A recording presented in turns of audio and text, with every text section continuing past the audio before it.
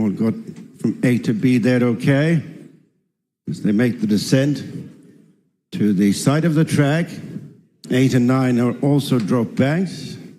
And it is Stumptown, leading Cocoa Beach, tracked by 3x2, Solitary Man. Right up on the outside is Landjet, who's followed by Stealthy Tom and Enjoy Darlin', and then Jet Fighter. And now to the next drop bank. And it's Stumptown and Cocoa Beach continuing 1 and 2.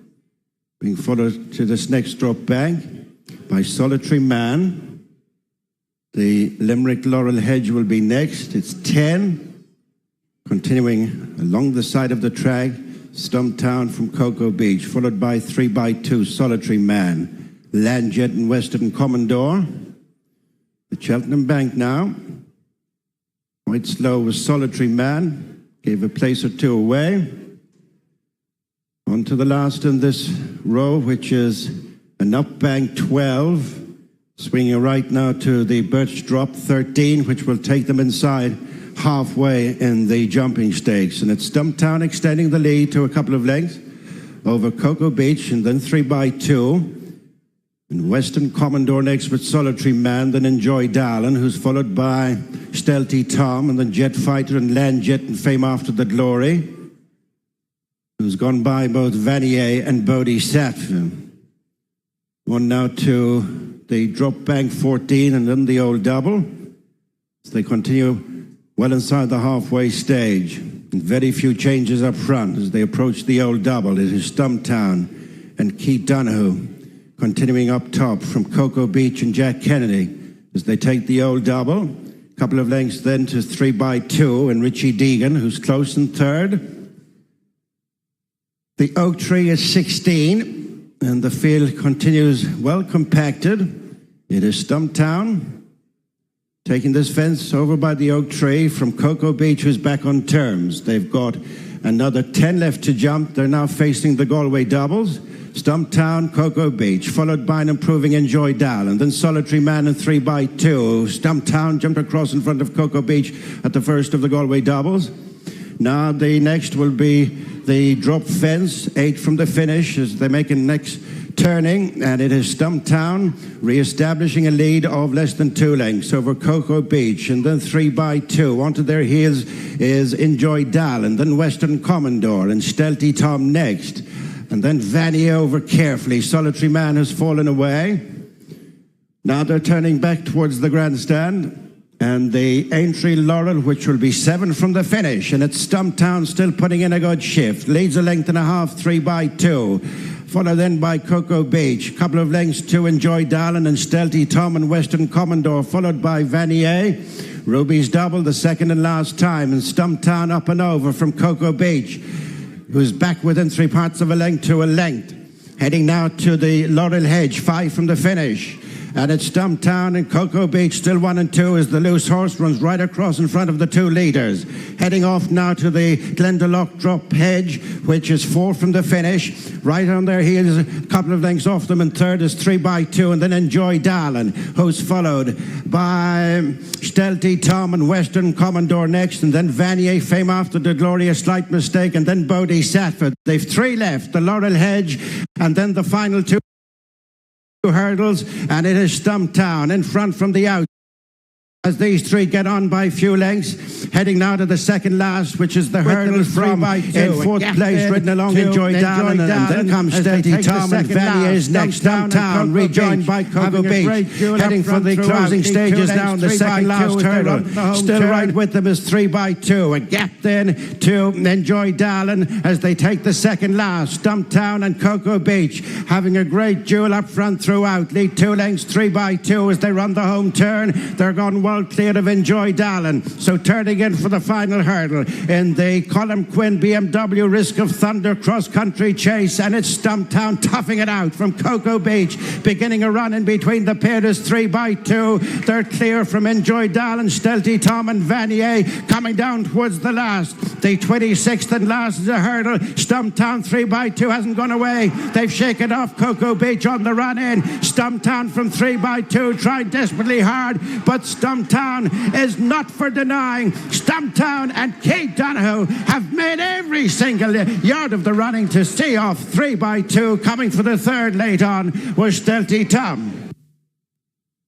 Well, well done to our pundits, because they have steered you in the direction of the winner and the third away from Cocoa Beach.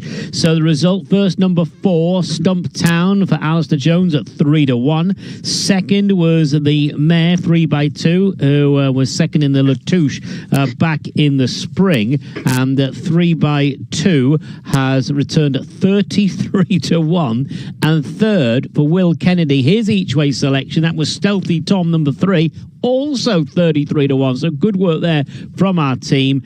Cocoa Beach has certainly held every chance there, Alistair, but Stumptown, he just got into a rhythm and kept galloping. He did, yeah, absolutely. Nail on the head, really. Rhythm, isn't it? That's what the name of the game around there. And he didn't put a foot wrong, did he? Everybody else was sort of getting flustered in behind, and he just got into a lovely rhythm, jumped well in his bumper. He beat a good horse as well that day, but you know, he was well stuffed, wasn't he, in the 2 big ones? And like Will said, really, he's probably priced up more on his reputation than what he's actually achieved. Totally see Son of Anarchy, that angle. I mean, he absolutely hosed up in his point, and as Will said, the substance to that form. The second is now with Gordon Elliott, won a bumper at Ayr next time, and he went off even money that day. I think he achieved more in his point than what the Big Westerner did, according to Racing Post ratings anyway, appreciably more in fairness. But I thought at about 8-1, Spring de la Mare could be quite interesting. I mean, she's got a lot of talent. I mean, she was odds on when she fell for a maiden here earlier in the year. She was beaten at the time, but she's better than that. I mean, when she won her point, she beat Bleu de Vassy, of course, who's now with Gordon Elliott, and last time out won a Grade 3 hurdle. So, you know, she's a talented, sounds like a mare, but it is a gelding. He is, you know, he's got a good bit of ability, and I thought at 8-1 he could be worth chancing, but it's it's a dangerous race, obviously, to be having a bet in. Almost upon us, but albeit a very interesting one. But at about 8-1, maybe Gavin Cromwell's Spring de la Mare could be a bit of value. Actually, the money's coming for this, Alistair, now. Spring de la Mare 6-1, was 8, now 6-1. Spring de la Mare, who was a faller in a maiden hurdle race, then at Punchestown back in January, ran in a listed bumper just before Christmas last year, and won a bumper at Navan about this time last year. Fascinating maiden hurdle race coming up. As you were saying, Will, you know, it's people do get wound up with connections as well. You know, that comes into it, doesn't it? To be fair, rightly so. These colours, this jockey trainer combination, we'd probably be silly to suggest that they shouldn't get caught up in it. Really, this horse could very easily go round on the bridle today and win, but I'm just trying to look for an angle to get him beat. Okay, a fascinating race, maiden hurdle race coming up. The money coming for the Big Westerner. There was money as well for Spring de la Mare.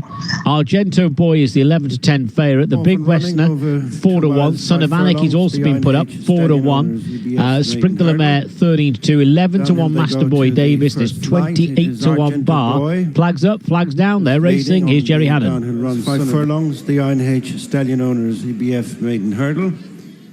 Downhill they go to the first flight. It is Argento Boy, just leading on the downhill run, Son of Anarchy. On the inside is Spring de la Mare, and between horses, the Big Westerner. Linking up with their first flight, and it is Argento Boy, just leading on the approach, Son of Anarchy, the Big Westerner, Spring de la Mare, followed by Master Boy Davis, start cap of Jealous Star, as they turn to head down the far side to the second flight. And coming up through the field is Jealous Star. Has headed them all now and gone on by an increasing couple of lengths to Argento Boy. The Big Westerner is just third from Son of Anarchy, and then Master Boy Davis and Spring de la Mare. At flight number 2, and it's Jealous Star. followed by Argento Boy, who's now lost multiple places to Son of Anarchy, the big Westerner, Fleming's Face, Master Boy Davis, and then Sprinkle Lamar. Shuffle back into mid-division. Did I ask you that next? And then Monroe's Hollow, Mighty Soldier, Granny's Yaris, and Guard My Fortune. Jetta Star breaks further and further clear of the field, now by 8 to 10 lengths from Son of Anarchy, edging the second from the big Westerner. Then Sprinkle Lamar, Fleming's Face, and Master Boy Davis, 2 lengths to Argento Boy, who continues to lose another place or two as they jump that flight along the side of the track. And it's the long-absent Jetta Star and Aidan Kelly, with the big lead turning in the first time from Son of Anarchy. Mark Walsh, third is the big Westerner and Dad O'Keefe as they come round the bend. For the first of the flights directly across in front of us. Jetta Star a long way clear from Son of Anarchy, the big Westerner, and then Fleming's Face, Sprinkle Lamar, Master Boy Davis, Argento Boy, far from fluent, the front running Jetta Star, and lost momentum. Is now just showing 5 in front of Son of Anarchy, the big Westerner, Fleming's Face, and Sprinkle Lamar, and then Master Boy Davis, Argento Boy, did I ask you that, Mighty Soldier, Monroe's Hollow, Granny's Yaris, and Guard My Fortune. On to the second of the two in the home straight. And it's Jetta Star from Son of Anarchy, 5 lengths between them. Then the big Westerner, Fleming's Face. Together next to Sprinkle Lamar and Master Boy Davis, then Argento Boy. Did I ask you that? After the Sable Companions, Mighty Soldier, Monroe's Hollow, Granny's Yaris, and 3 lengths to the trailing Guard My Fortune. Returning to the point at which they started, and his Jetta Star maintaining a 4 to 5 length advantage on the downhill run from Son of Anarchy, and then the big Westerner, followed by Sprinkle Lamar. After the grey is Fleming's Face, and then Argento Boy, second grey in the race, and then Did I Ask You That, Master Boy Davis, the final 4 to Mighty Soldier, Granny's Yaris, Monroe's Hollow, and Guard My Fortune, the flight which was their first. Jetta Star, all the while, is coming back to Son of Anarchy, who's now within 3 lengths, then the big Westerner and Fleming's Face. Sprinkle Lamar a place in front of Argento Boy, and then Did I Ask You That, Master Boy Davis, Mighty Soldier, and Granny's Yaris with the final couple heading down the far side, Monroe's Hollow, then Guard My Fortune. Down the back they go to the first of 2. And it's Jetta Star leading by 3 to Son of Anarchy, just edging the third, the big Westerner from Fleming's Face, then Sprinkle Lamar, who slightly missed that flight. Argento Boy next, then Did I Ask You That? Losing ground to the leaders is Master Boy Davis, then Mighty Soldier, Granny's Yaris, Monroe's Hollow, and Guard My Fortune. Last in the back straight, Jetta Star made a slight mistake. Leads Son of Anarchy, then Fleming's Face, the big Westerner. In between horses is Sprinkle Lamar, followed at the 5 by Argento Boy, and Did I Ask You That? 2 lengths to Mighty Soldier and Granny's Yaris. Struggling is Master Boy Davis, and then Monroe's Hollow leaving behind Guard My Fortune. Jetta Star is picked off by Son of Anarchy, and then Fleming's Face, the big Westerner, on their heels, Sprinkle Lamar and Argento Boy, and Did I Ask You That? Made a slight mistake as they've got half a mile to go. Guard My Fortune's been pulled up. Coming to the second last, and it is Son of Anarchy who takes it up from Fleming's Face, the big Westerner in by the rail. These 3 followed by Sprinkle Lamar, Argento Boy towards the inside, and then Did I Ask You That? Gone away from Monroe's Hollow. Running round the home turn, matched in, Son of Anarchy and the big Westerner. Breathing down their necks, both Sprinkle Lamar and Argento Boy. This quartet covered by 2.5 lengths with a quarter to run and 1 flight left to jump. The big Westerner from Son of Anarchy now shaken up. Sprinkle Lamar waiting for the split. It's coming for Argento Boy, and Did I Ask You That? Racing for the final flight, and it's the big Westerner who's gone on by 2 lengths from Argento Boy coming to challenge. The big Westerner far from flown. Argento Boy on the outside is trying to take advantage of that. Then Did I Ask You That? The big Westerner from Argento Boy, the near side, but the big Westerner's picked up again to go on and see off Argento Boy. Did I Ask You That? Third. I think we've just seen a really good maiden hurdle race there at Punchestown, and the big Westerner, number 12 on the card, winner of a mare's point to point back in the spring, has gone on to win. Found plenty for Darrow O'Keefe as Argento Boy threw down the challenge. Number 12, the Big Westerner, wins at 4-1. Second, number 1, Argento Boy, the 11-10 favourite. And third, number 2, Did I Ask You That, at 28-1. Bringing in Alistair Jones. Alistair, I know it's obviously, we're doing it directly after the event, but I suggest there could be some winners in that race going forward. Yeah, the first 5 all promising for definite. And yeah, the way the front 2 had sort of stretched clear late on. I mean, the third horse was big eye catcher as well, wasn't it? The Mullins second string. Did I Ask You That? He's definitely one to stick in your notebook. But yeah, the winners bred half sister to stay away, of course. So yeah, really bred to stay well, and there's got a bit of boot under the bonnet as well. So yet another really nice young horse, with one of many that Henry de Bromhead has got. And he won a maiden yesterday at the track as well. So the money came, and clearly a good horse. Yeah, and she showed real good battling qualities there, because she didn't really jump the last fluently, did she? Yeah, I know. It was an exciting race, and like I say, plenty of winners will come from it. Although she didn't jump the last well, I don't know if you're watching the replay, but I am.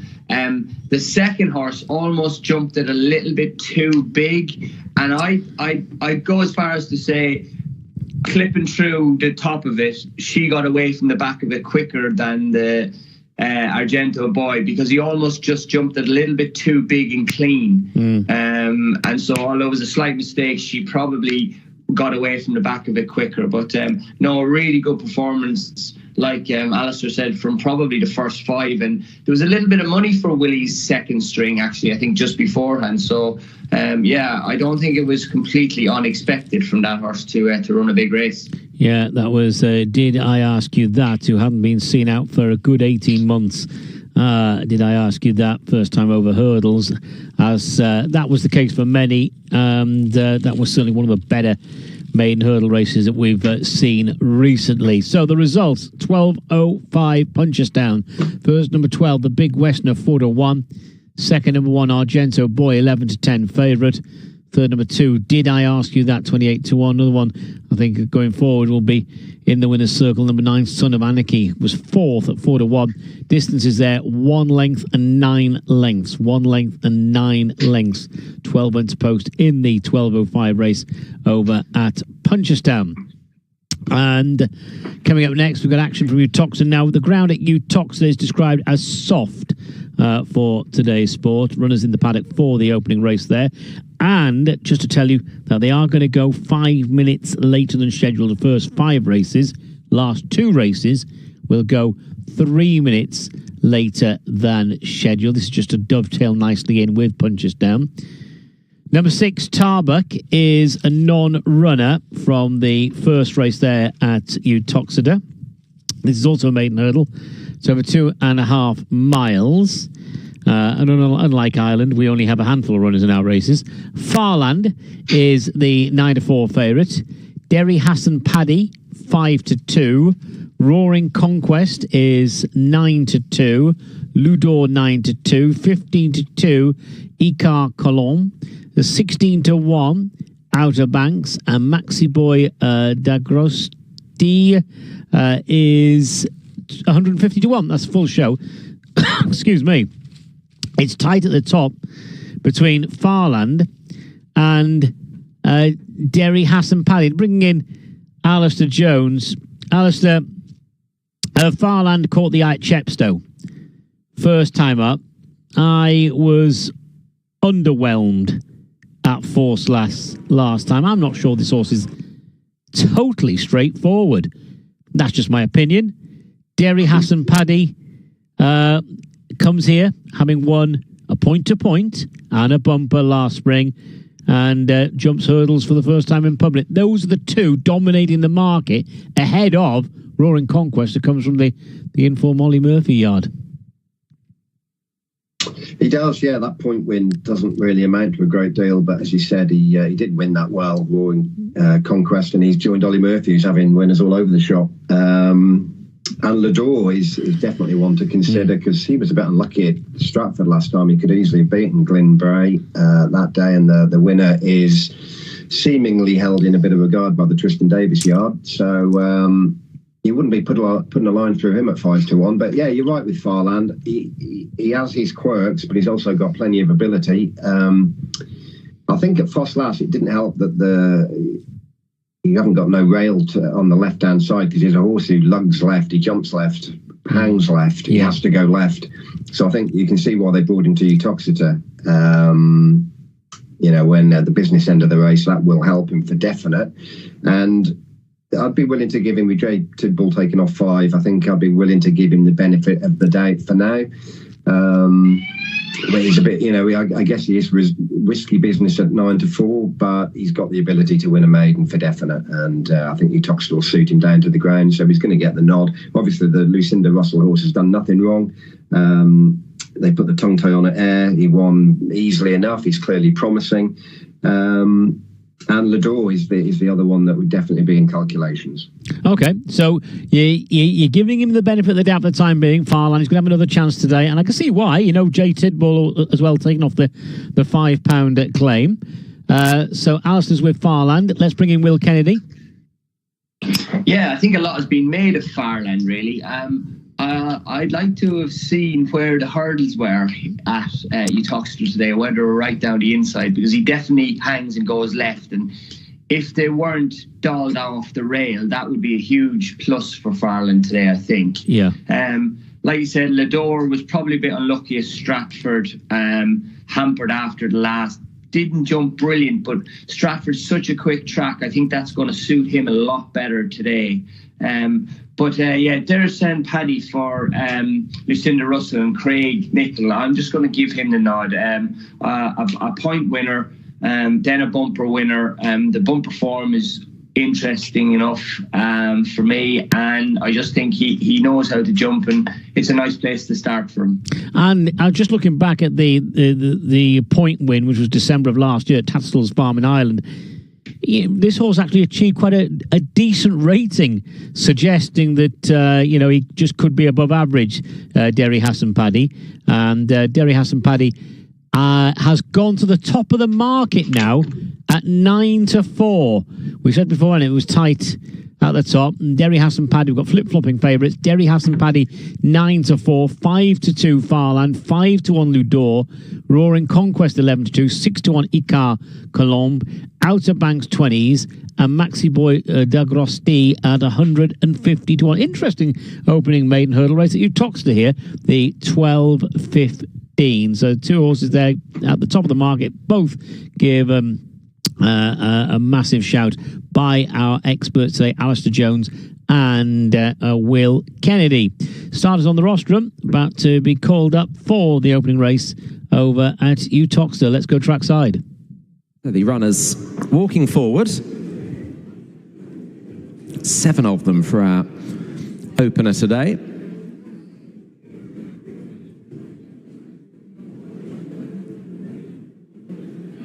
And they're off and running in the Quinbet maiden hurdle. First of 7 races on the card. They will jump 10. And Icar Colombe is the early leader, with Farland on the inside, the sheepskin noseband of Derry Hassan Paddy as they reach the first. Ludor took that in 4th place. Outer Banks, the purple and mauve, just touching down in 5th place, ahead of Roaring Conquest. And Maxi Boy Dagrostis is dropped out at the back of the field as they run in between the 2 hurdles over on the far side of the course. And as they do so, it is Icar Colombe that is leading under Jonathan Burke. Sharing second, Farland and Jay Tidball on the inside of Derry Hassan Paddy and Craig Nichol, as they jump number 2 with Ludor in 4th, and then a break of 3 lengths to Outer Banks, the best turned out winner in the hands of Charlie Hammond, ahead of Sean Bowen and Roaring Conquest, and Maxi Boy Dagrostis is the back marker. So they run downhill towards the end of the back straight, and it is Icar Colombe that is leading from Derry Hassan Paddy, the Air Bumper winner at the end of February, shading second now with Farland in 3rd place, and then Ludor in 4th position, just sitting a length or 2 behind the 3rd placed Farland. And then another couple to Outer Banks, running on the turn into the home straight. And they did announce over the public address the second race on the card. That'll be over 100 yards shorter than advertised. Very wet ground in the 2-mile shoot as they now run towards the first of 3 in the home straight. Ikar Kalom, Derry Hassan Paddy, Ludor now sharing third up on the outside of Farland. And Outer Banks, Roaring Conquest and Maxi Boy de Grostis remain the back 3. As they make the journey towards their next, it'll be number 4 of the 10, and unpestered, it is Ikar Kalomba that leads by 2.5 lengths to Derry Hassan Paddy in second place. And then Farland and Ludor, leaders' ears pricked on the approach to that hurdle, followed by Farland, Derry Hassan Paddy, the striped sleeves the inside, Ludor on the outer. Was hampered in the closing stages when he was second at Stratford last month. And he sits in 4th position as they come to the flight that'll be the last next time around. There'll be a short run in today, just over half a furlong. Back 3 continue to be Roaring Conquest and Outer Banks, and Maxi Boy de Grostis last of all, but still yet to be headed Ikar Kalom with 1 circuit to go in the Quinbet Maiden Hurdle. In second place is Derry Hassan Paddy, Ludor and Farland. They just about match strides for third with Outer Banks, Roaring Conquest, the white and black, and Maxi Boy de Grostis still last of all. They've gone through the point from where they started this opening race. Ikar Kalomb, over that, a very good jump by Derry Hassan Paddy in second. A slight mistake in rear from Maxi Boy de Grostis. So Derry Hassan Paddy is in second. Ludor, Caelan Quinn on the outside of Farland and J. Tidball. And they still are third and fourth. J. Tidball removes a set of goggles there as they run to what will be the 4th last. Outer Banks and Roaring Conquest still following, then 2 lengths to Maxi Boy de Grostis. Ikar Kalom to Derry Hassan Paddy. Farland and Ludor the next 2.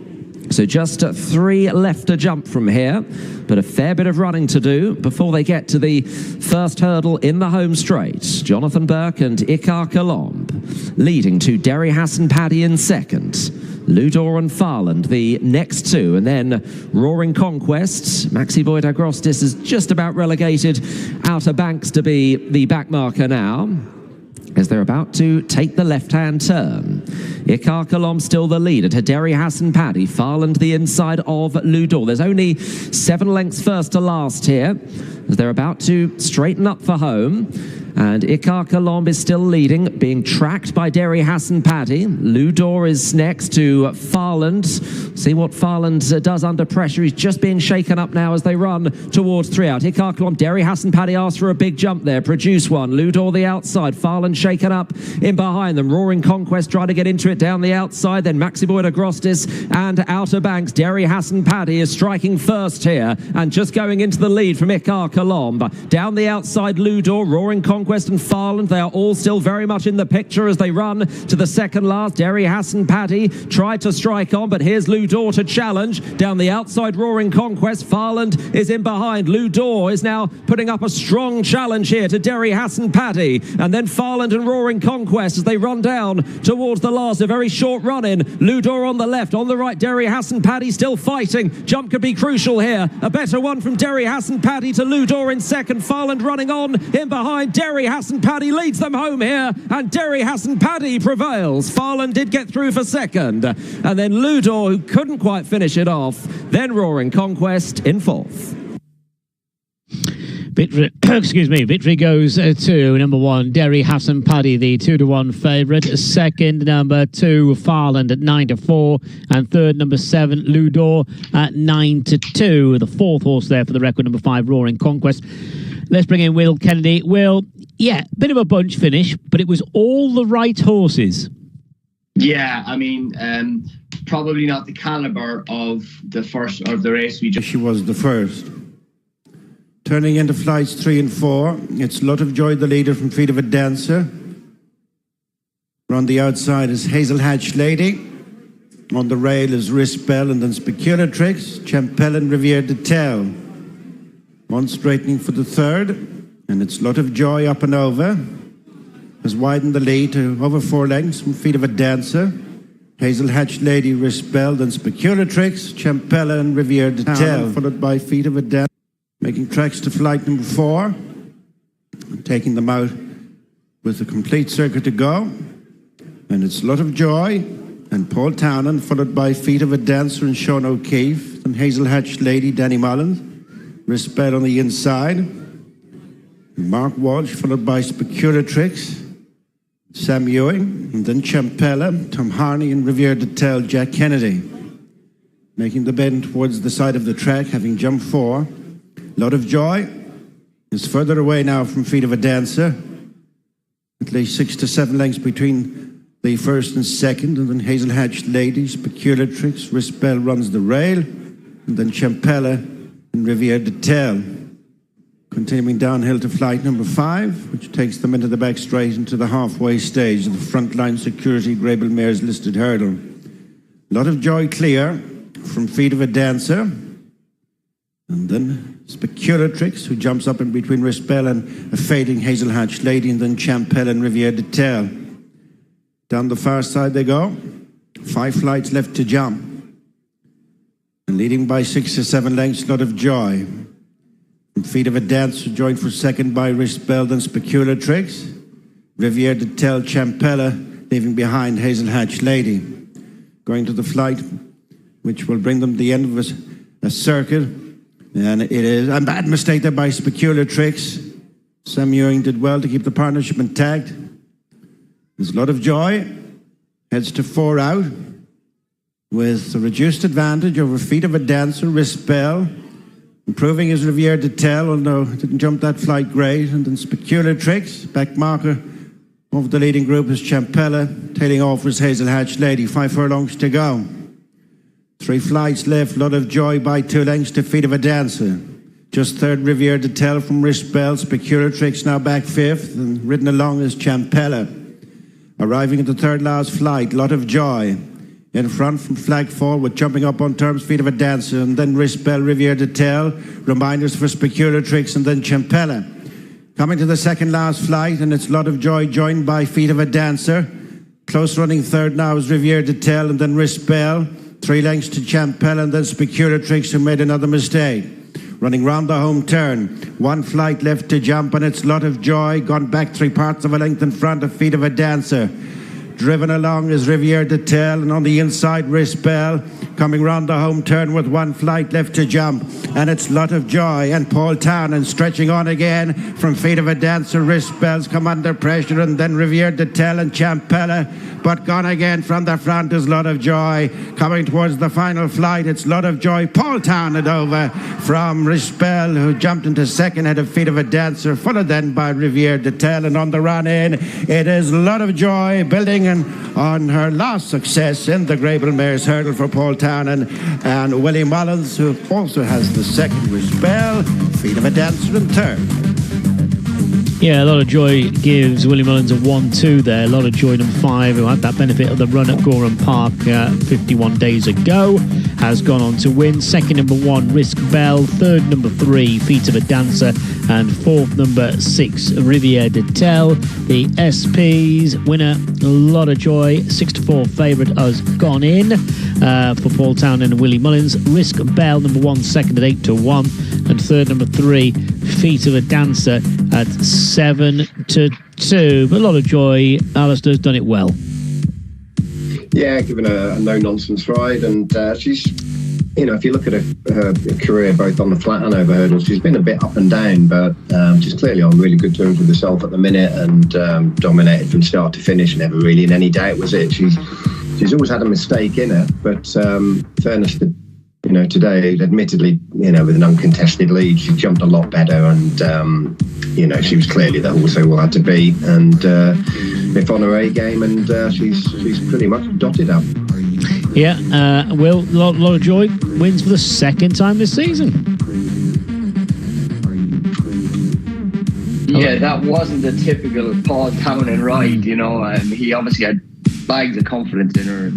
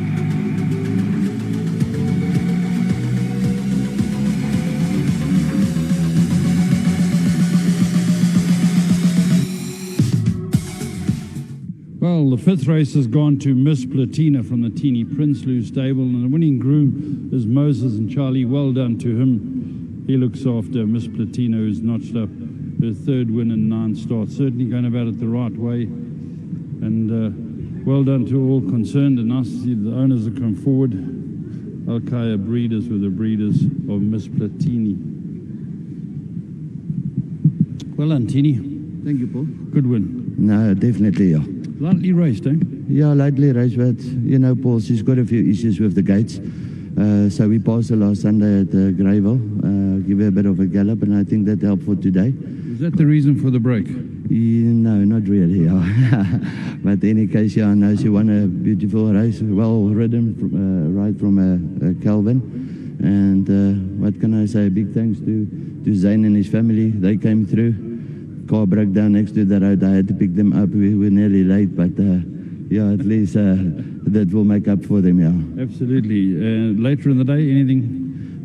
Paul, I've got 2 runners in the next race, Global Movement and Future Sane. Global Movement, he should go close. He's on form. He took his runs well. But other than that, yeah, those 2, yeah. Well done. Thank you so much, Paul, and just a big thanks to Hollywood Bets, my sponsor. I really appreciate that. To my wife, to all my owners in the yard, to the grooms helping us. You know what? Without them, we can't do that. Yeah. Well done. Thank you, Paul. Well done, Kelly. Day of mixed emotions. Yeah, definitely been tested at the pens today, but luckily this filly came through for me, and yeah, I think she's got her quirks, and you know, you just have to work with it, and managed to get on in the pens, and she played up a little bit, but once the race was in running, she was a beautiful ride. Got one to lead me, and Mr. Princey was quite confident just to try to sit as long as you can, and luckily I had Ants in front of me, and he pulled me through for a long way. It's Fit or Fat Racing, Ollie Murphy.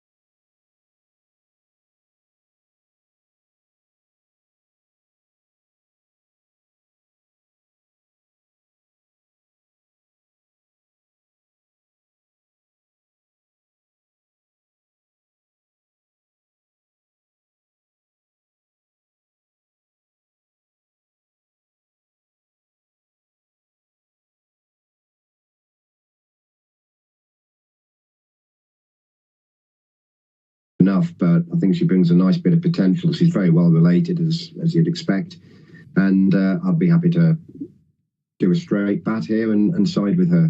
Okay, Crazier Than Daisy there for Alistair, the 11-10 market leader. Horse who won a bumper at Plumpton back in April and makes a hurdles debut today. Same commenter applies to Taxis Bacata. It's actually a winning point-to-pointer. Let's bring in Will Kennedy with his thoughts on this race at Uttoxeter.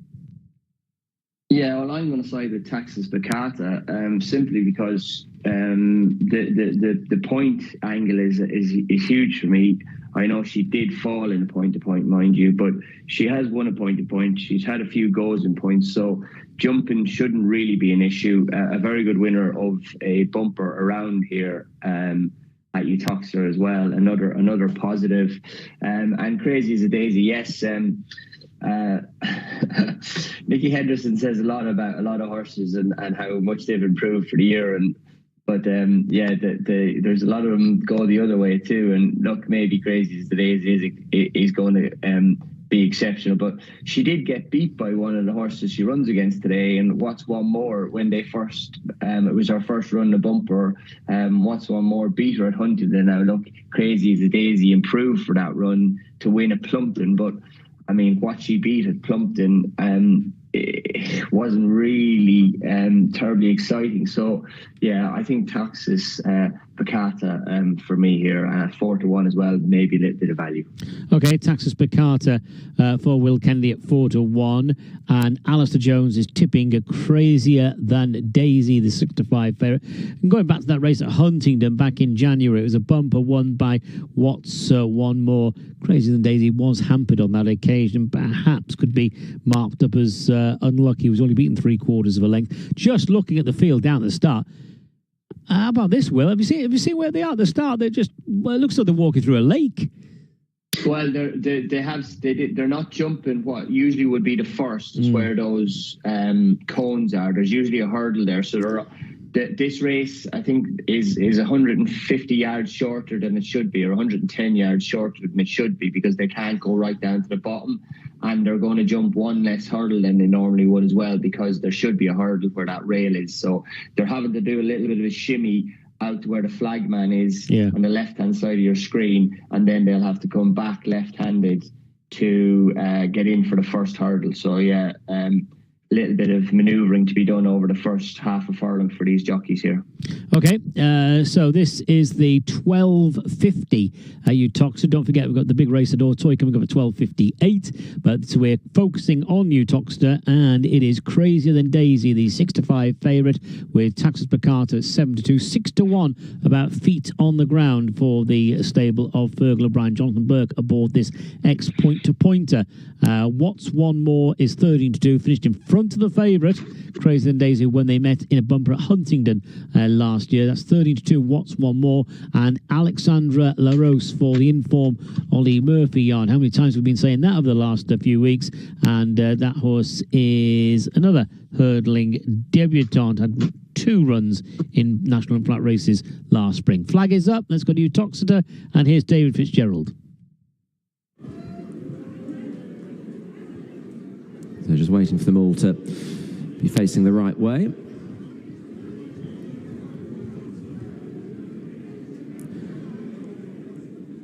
And they're off, away and racing, splashing through the puddles at the top of the 2-mile chute, and about to come onto the course proper for the 2025 Utoxeter annual membership now available Mares National Hunt.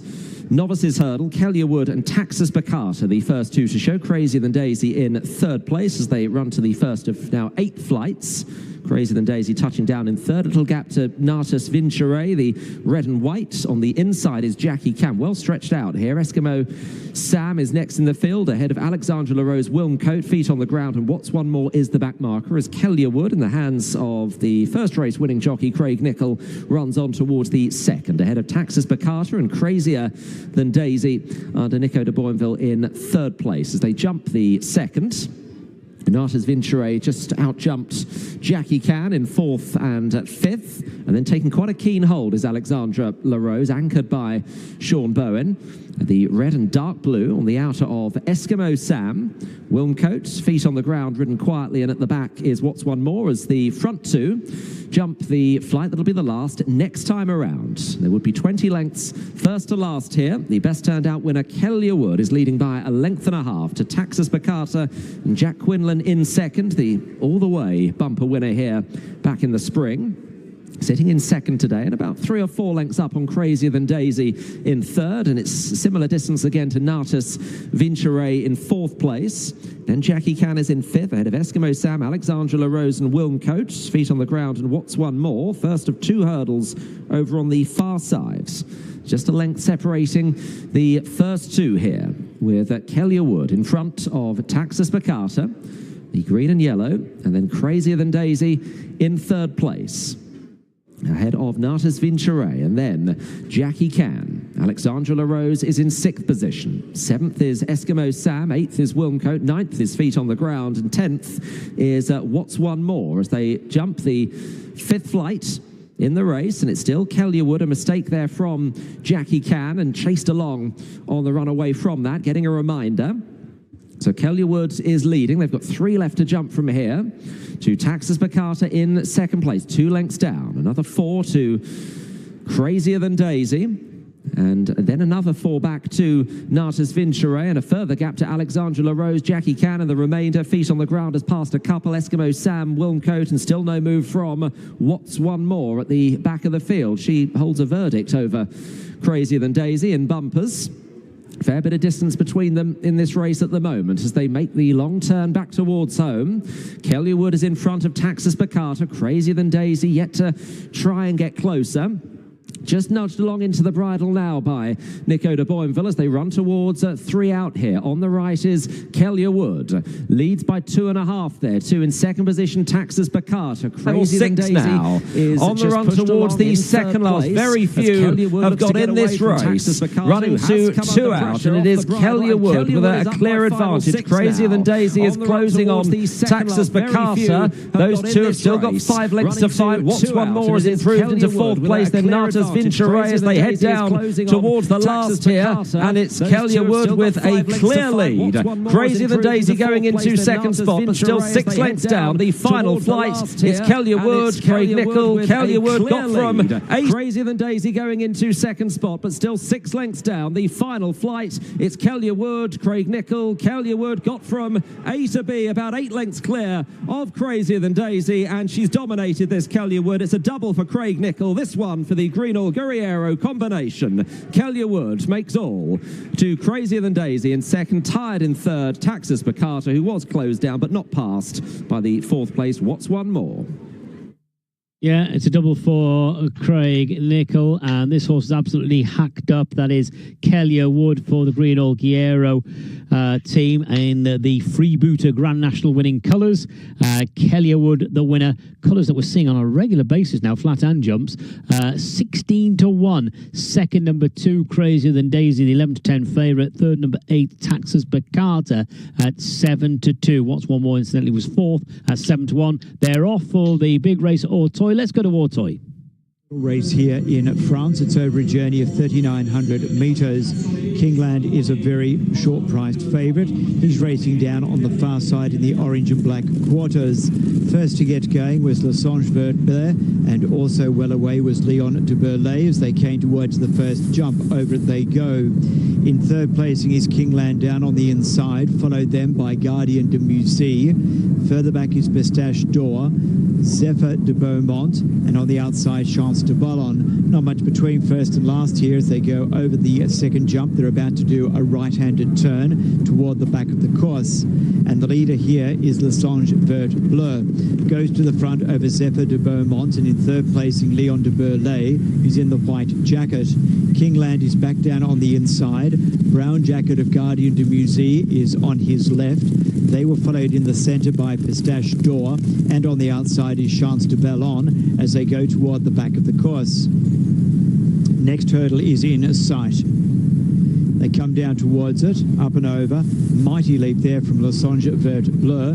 He is going to take the role as pacemaker. Leon de Burlay in 2nd. They are stretched right across the Auteuil track here as they came down towards the next jump, and over it they go. There really is only a couple of lengths from first to last. They stretch across the face of the track. Coming through, Lessange Vert Bleu hasn't surrendered the lead as yet. Pistache d'Or comes up, and on the outside is Zephyr de Beaumont. Far side is Chance de Ballon, followed by Kingland and Guardian de Musée. You can throw a blanket over them. They're so tightly bunched as they go past the winning post where they have a lap to go. Coming through to show the way is Pistache d'Or, a former Grade 1 winner back in May. In 2nd, in the centre, is Leon de Burlay. Lessange Bleu, Kingland on the outside, Guardian de Musée. Far side on the rail is Zephyr de Beaumont, being tracked along by Chance de Ballon. Over that hurdle, they're about to do a left-handed turn over the crossing and head towards the hurdle on the side of the track. So Kingland has now moved up, goes to Le Songe Vert Bleu and Pistache d'Or. Fourth placing is Leon de Burlay. Then came on the inside of those horses Zephyr de Beaumont. Further back then is Guardian de Musée and Chance de Bellon, but they're still very, very tightly bunched as they head down to face the first of four along the back of the course. They're all electing to go toward the centre or the far side, where on the far side, Kingland is up underneath the hedges. Le Songe Bleu, Pistache d'Or, they are together. Leon du Belay was in fourth placing. Zephyr de Beaumont, Chance de Bellon, and Guardian de Musée is now last, around about 6 off the lead. So Kingland takes the lead, and Kingland hard up against the outside, shows the way over that next jump, and he'd gotten about 3 lengths clear. Le Songe Vert Bleu in second. Third is Leon du Belay. Pistache d'Or in the centre. Then Chance de Bellon, Zephyr de Beaumont, Guardian de Musée. Over that next jump they go, and it is all Kingland at this stage. Kevin de Bay has the favourite well clear. He's looking for his first grade 1. He's won his past 2, grade 2, grade 3 level. He's beaten his rivals on those occasions. He goes over that one, the last of the quartet down the back, and he increases his lead to 5 or 6 lengths. Le Songe Vert Bleu is in second. Zephyr de Beaumont third. Pistache d'Or is in fourth placing. Leon du Belay, and they were followed by Chance de Bellon, and then came Guardian de Musée. He's opened up with a huge break here. Kingland at the top of the straight, and Kevin de Bay took a look, saw he was 15 lengths clear of Zephyr de Beaumont, followed then by Le Songe Vert Bleu. Pistache d'Or was next, Guardian de Musée, and then came Leon de Burlay over the second last. Kingland, he's 15 clear. Second is Zephyr de Beaumont running on, followed then by Pistache d'Or. Near side Le Songe Vert Bleu. He draws down towards the last, and over it he goes, and Kingland is well clear. Trying hard, Zephyr de Beaumont, but the new French superstar hurdler is coming right away. He just gets better and better with every run, and it's a breeze for Kingland to take out the Grand Championship hurdle race in France for 4-year-olds. Kingland first, Zephyr de Beaumont second. Third has gone to Le Songe Vert Bleu, followed in by Guardian de Musée. Pistache d'Or disappointing, likewise Leon de Burlay, and Chance de Bellon is the last of all. Kingland. Kevin de Bay for Francois Nicole. He just gets... Guys, did you watch that? Hello? Hello. Alistair, did you watch that? Yeah, connections look absolutely overjoyed. As though they've just seen their dog get run over. That's a serious horse, isn't it? Yeah, he is. Be good to see him over here, wouldn't it? But they don't tend to do that when the prize money's so good. But yeah, he does look a machine. Will, what do you think? I actually was just listening to it. I'm sitting in the office. I didn't have. I'm doing it off my computer, so they weren't showing it actually on the site. So I listened to it all right, and it sounded like he absolutely bolted up. Never a moment's worry. Absolutely, didn't turn a hair. Going down the far side was just boss the field. Didn't turn a hair. Sounded like that. Cruise clear. Jumped well. Like you said, shame we might see him over here. They might decide to do it, but when the money is that good, why would you? Why would you? What was that? That was just short of 2.5 miles.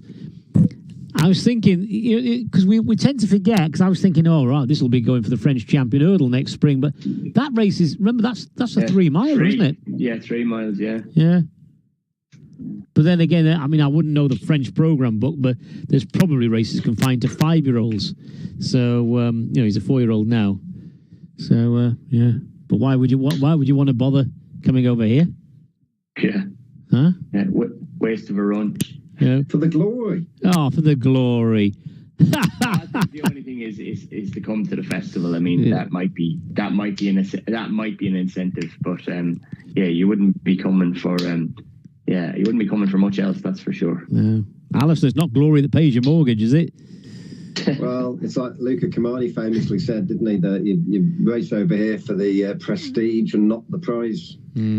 Which is which we know is the case, hence the hence the Middle Eastern patronage of our racing. It's, as you say, it's the prestige, it's the tradition, it's the history, isn't it? The whole package. Well, no, the package bar one thing, prize money. Yeah.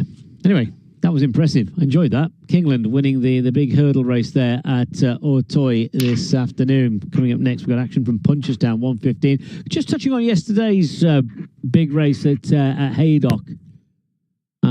Again, great training performance from Venetia Williams there, Alistair, getting Royal Bagai to the track to win that race the second year on the bounce, because this horse actually sustained an injury after that fall in the Cotswold Chase last January.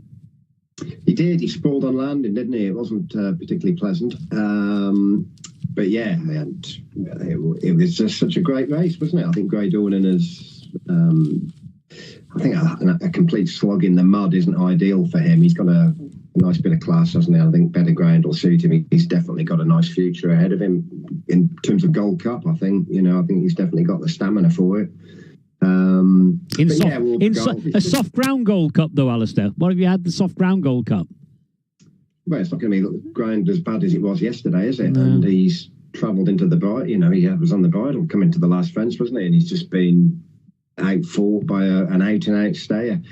But great, yeah. And of course, it was the 100th Grade 1 for the owner as well, which is a hell of an achievement. Two trainers, as all. For the 100. Yeah, well, 98 would have been Willie Mullins, and 2 would have been Will Pagal in the bet. I would have thought.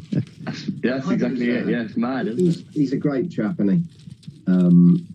I think he brings a lot to racing in terms of his personality and obviously the money he invests. Not like this, they've gone away from the story so far. I was as they head actually into at the Cheltenham straight when Will towards the Pagal final fell, flight, and he was its Great Universe has gone through now under Ricky Dawn and has opened up, gone on by some 3 to 4 lengths, and his rivals are certainly flat-footed as they come to the final flight. Great Universe wasn't great at it, but lands clear, and Ricky Dawn is having a look around him, and he's going to like what he sees. Machismo and Western Sunrise battling on for second and third, whereas Great Universe and Ricky Dawn going to win this hard hell for Martin Brazel as the race towards the line. Great Universe. Great for the game. Great character. That's what we need, is characters. Value for far more. He might have a few quid, but he's a great character.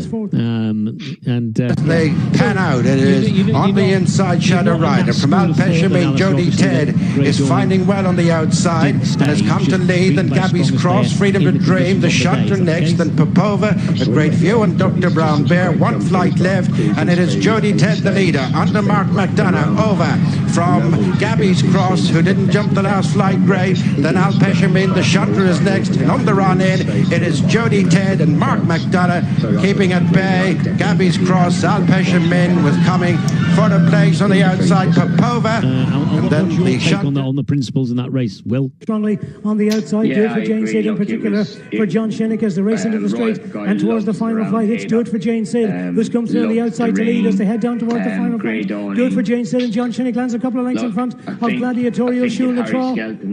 On the outside, finishing well, never ever ever. But it's do it for Jane Sid, who's out in front. Never ever ever putting in a determined run on the outside. But do it for Jane Sid, out 3 to 4 lengths and up the line. Do it for Jane Sid and John Shinnick winning for Donica Duggan from never ever ever in second, crossing the bar, and the strong finishing Donakeely Gale involved for 3rd and 4th ahead of Shul Latrobe.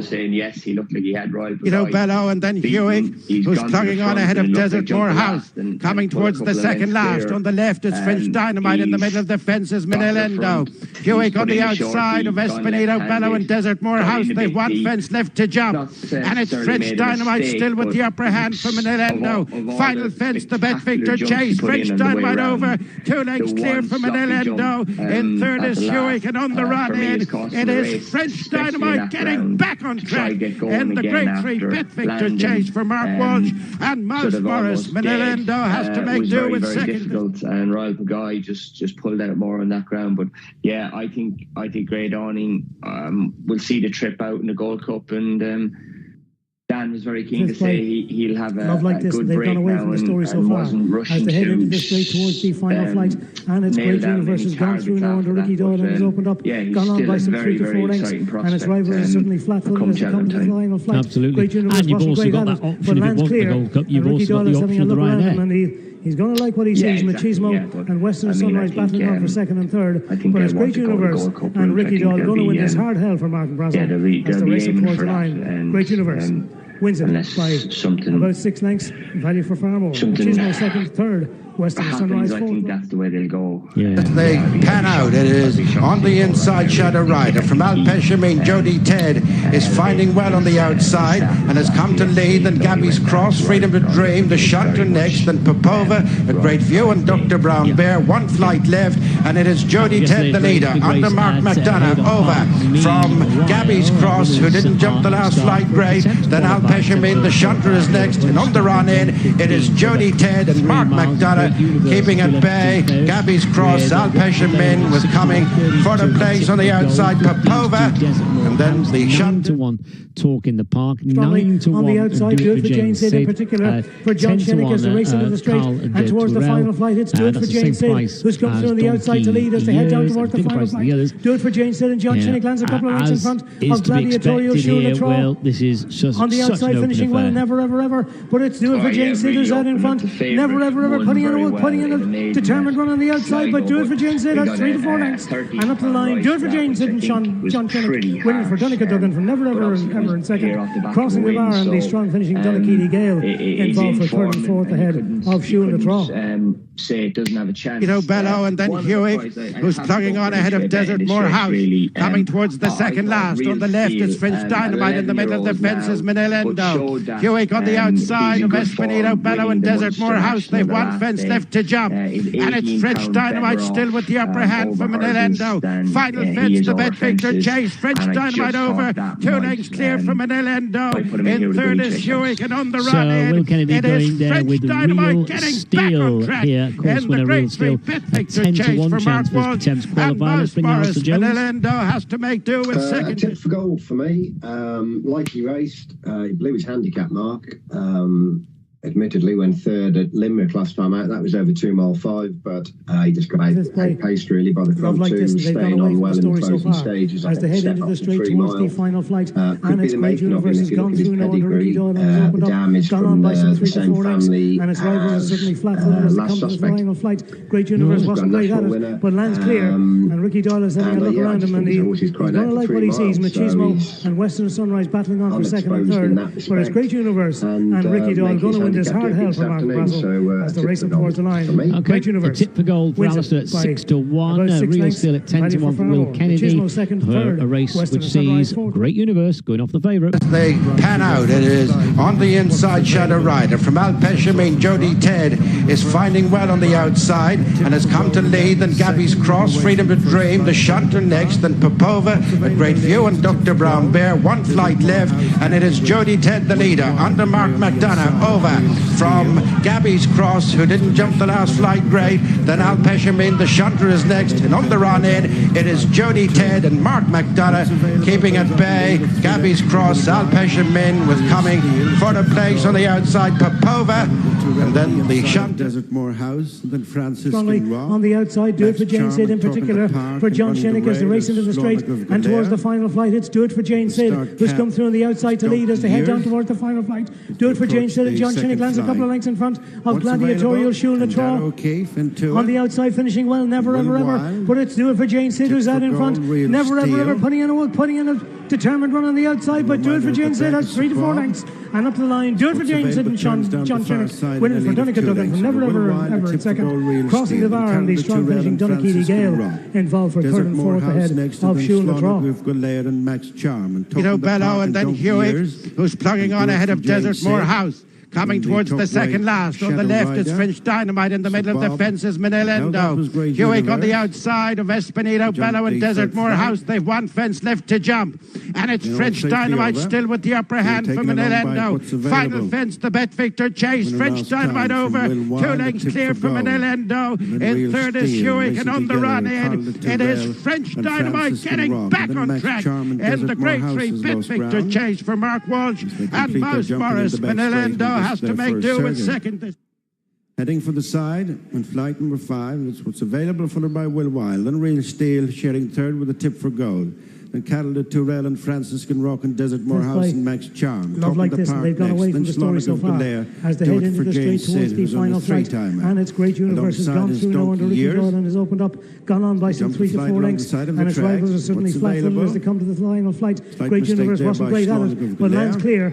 And Ricky Doyle is having a look around him, and he's going to like what he sees. Machismo and Western Sunrise battling on for second and third. But it's Great Universe and Ricky Doyle going to win this hard hell for Mark Brazel as they're racing towards the line. Great Universe wins it by about 6 lengths. Value for Farmo. Machismo second, third. Western Sunrise fourth. They pan out. It is on the inside, Shadow Rider. From Alpeshamine, Jody Ted is finding well on the outside and has come to lead. Then Gabby's Cross, Freedom to Dream, the Shunter next, then Popova at Great View and Dr. Brown Bear. 1 flight left, and it is Jody Ted the leader. Under Mark McDonough, over from Gabby's Cross, who didn't jump the last cap hurdle qualifier. And what's available has stretched into a 4 to 5 length advantage. Going to the flight which was their first, from Will Wild, and then a Tip for Gold, Real Steel next, then Franciscan Rock and Cattle de Tourelle, Max Charm and Desert Morehouse, and on the inside is Schlonig of Galair, followed round the bend by Token the Park and Do It for Jane Sid, then Donkey Years, Great Universe has overtaken at the rear Shadow Rider and Sir Bob, so they embark on their second and final circuit, and it's what's available, continuing up top. From Will Wild, Real Steel just third from a Tip for Gold.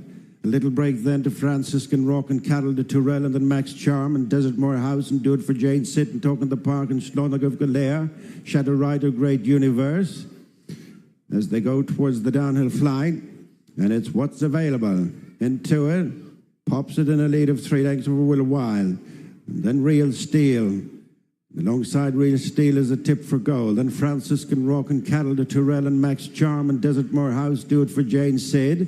In between horses is Token the Park, then Schlonig of Galair, Donkey Year, Shadow Rider, Great Universe.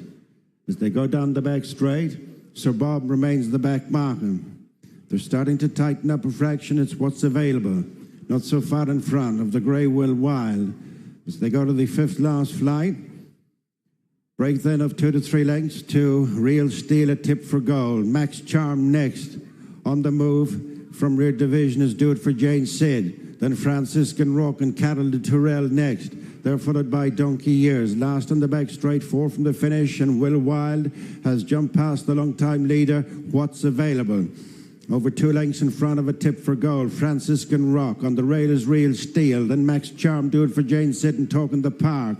Making headway is Donkey Years. It was followed by Desert Morehouse and Shadow Rider and Schlonig of Galair, and then Great Universe. Struggling is Sir Bob. Coming to the 3rd last flight, half a mile from the finish, and it is Will Wild who knocked the hurdle flat. What's available written back up on the inside of Franciscan Rock and a Tip for Gold.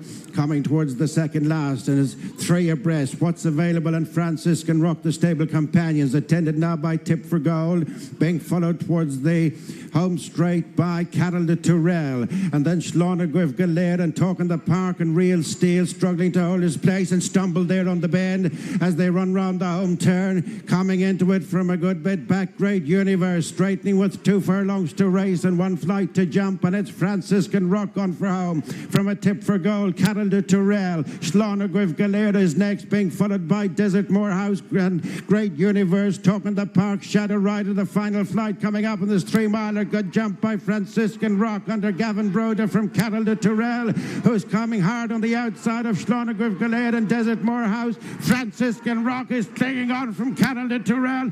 Franciscan Rock will last it out by diminishing half length under Gavin Broder from House Morris. Cattle de Tourelle followed in closely, and then Desert Morehouse, Schlonig of Galair. Yeah, victory there goes to the Mouse Morris Yard. Kevin Broder aboard the winner. Number 2, Franciscan Rock, the winner at 12 to 1. Second, number 4, that was Carl de Tourelle at 10 to 1. Third, number 5, Desert Morehouse, 8 to 1. And fourth, number 11, I forgot how Jerry pronounced that. Will, help. How did Jerry pronounce that one? Fourth horse? Oh, 11. Where are we? How are you? I'm looking for now. I don't know. You tell me. You're Irish. I'm not. Anyway, it was 12-1 in fourth. Right. Franciscan Rot, the winner there. Alistair, good staying performance from Franciscan Rot. So many horses with a chance, though, turning in. Yeah, it turned into a bit of a dash, didn't it? And he was in the box seat at just the right time. Travelled really well throughout. He sort of caught the eye, didn't he? He had excuses. Finished lane when we last saw him. Has come back to his best there, and yeah, competitive race. It certainly was. Franciscan Rock, the winner, and old Mouse Morris. He's still chipping away. Will getting those winners. Yeah, I mean, he's just he's been around for years, and he's a very good trainer, and he pops up every now. He probably just doesn't have the connections to spend the money, and I'm sure he still loves the sport, but he possibly still doesn't have that real hunger and fire you've got to have, especially with Willie and Gordon and Henry. It's probably very difficult for him, but this horse, you could spot him. He came between Tip for Gold and Real Steel down to 3 out, and he was absolutely running away. It was just a case of when he got to the front, was he going to stay there, or they were stacking up behind him. Very competitive race off the bend. Real Steel clipped the heel. I mean, it didn't cost him. I think he was beat at the time, but they were stacking up, turning into the straight, and this horse has seen it out really, really well. Yeah, it was a pretty good performance. Like I say, a couple of excuses for his last couple of runs, but he's bounced back today and won a nice little prize. Yeah, that was the Potemps qualifier there over at Punchestown. Got the good novice chase coming up next at 150, and the big one, the John Durkan, at 225. That has moved, doesn't it, Will? The John Durkan, wasn't it mid-December at one time? I think you might be right, but I wouldn't put my neck on the line. But yeah, I think it might have been maybe a meeting, and the next meeting here rather than this one. Yeah, and Alistair, do we know a reason why it was moved? I wouldn't know. I guess it makes more sense, doesn't it, in its current slot? Just gives a bit more time. More time to the Dublin Racing Festival. Yeah. And Leopardstown over Christmas as well. So it makes a lot more sense to just bring it forward. Yeah, it certainly worked today. It certainly has. And yesterday we had a Betfair chase. Okay, there were 2 non-runners in the day because of the ground, but we were potentially looking at a Grade 1 with 9 runners, which was good to see yesterday. John Hall's been in touch. He says the ground yesterday, as usual at Haydock, got progressively worse as it got churned up, and it went against certain horses, especially in the later races. He said, I thought that Trelawn was excellent in beating Iroko so well, and is a horse to follow, I feel. Thanks for that, John. We'll maybe have a bit more reflection on yesterday a little later on. We've got a good race coming up, an interesting race coming up from Utoxeter, and this is the Novices Limited Handicap Chase, the 125, which is due now off now at 130. Hillcrest number 1 is the non-runner. Shanna Bob, the 11-10 favourite. Toss of a coin 2-1, 6-1 about Rockavango. Atlanta Brave is 10s, and it's 16-1 Inox Allen. I should tell you that Harry Cobden is now aboard Toss of a Coin due to the abandonment of the Exeter card. So Harry now is riding here at Utoxeter. Let's look at this race, and I think it was top of the show you were saying that Shanna Bob would be an apt selection today, Will, is that right? Yeah, look, I thought he was really exciting last season. In his 2 wins, look, something was he should have been going down there. He was well odds on, but he won very comfortably. But then a really good performance at Cheltenham just before Christmas in the Albert Bartlett Novice Hurdle, Grade 2, and destroyed the evidence the horse he beat of Kim Bailey's this pretty decent form, and then the yard obviously went backwards, as we all know. After that, and this horse next time he was seen, he skipped out. Next time we seen was at Aintree, and he ran okay and finished in 4th. And look, I think if that's as good as he is, he's not as exciting a prospect as I once thought. But I just think that I'm hoping he's come back the horse we seen at the early part of last season rather than the horse we seen at Aintree. Okay, interesting race, fascinating Novices chase coming up here, Alistair, with Shanna Bob at the top of the market, but only just. Yeah, the fact it's a handicap gives the others some hope, doesn't it? Obviously, this is the way these races are framed now. They've got rid of the novice chases off level weights, so they're forced into conceding weight, you know, the good horses. But yeah, Shanna Bob, we don't really know how good he is, do we? Because the stable was under a cloud, obviously. That's why he missed Cheltenham, and then he wasn't at his best at Aintree, for definite. I know that Henderson Yard were in slightly better form back a month on, but even so, you know, he clearly didn't fire that day. And yeah, to win a Grade 2 at Cheltenham on what was only his second start on the back of winning at Plumpton, mark him down as a really nice prospect. And would I want to back him first time over fences at around even money? No, but I wouldn't really want to take him on either. So yeah, hopefully he'll jump well and get the job done. And just talking about one or two of the others before the off here, bringing in Paul Nichols's runner, Toss of a Coin, first time over fences, was a winning hurdler in heavy ground at Newbury last year. And you've got Rock of Vango, who comes here with fitness on his side. Yeah, fitness and chasing experience. Really a bit unlucky not to win last time out at Warwick. Just got going a bit too late. And Toss of a Coin is from the family of Highland Lodge, a good staying chaser. He only raced 3 times over hurdles, won 2 of them. So he does look a nice prospect moving forwards, but he may just lack that same bit of wow factor, as all of them probably do. Whereas Shanna Bob has got that in spades, you would hope. You know, he's got the potential of being a Grade 1 novice chaser this season. I think that's the crux of it. Yeah, and that's something we said at the top of the show, wasn't it? That Nicky Henderson, I heard him in an interview last week at Cheltenham saying it's a season where he seems to have quite a few very nice potential novice chasers in the yard, exciting novice chasers in the yard. He definitely does. He always does, though, doesn't he? Yeah. You know, I guess Sergino, he's going for the fighting fifth now, because I think chasing was possibly on his agenda, but now what is going on with Constitution Hill, I think that's sort of played their hand, really, to stay over hurdles. And he'd have to win at Newcastle, I guess, to remain over hurdles, otherwise I'll go chasing with him. But he's obviously another one, and he's got many more really nice novice chasers this season. Yeah, so this could be one of them. It could be. This is Shanna Bob. 11-10 Ferret, Toss of a Coin 9-4, 13-2 Rock of Vango, Atlanta Brave for the Kerry Lee Yard is 9-1, and Inox Allen is trading at 12-1 for the Lucinda Russell Yard. They've already had a winner on today's card. Derek Fox takes the ride aboard Inox Allen, and runners are about to make a line for, I think, one of the more interesting races on this Utoxeter card today. This is the Novices Limited Handicap Chase. Here with the call, David Fitzgerald.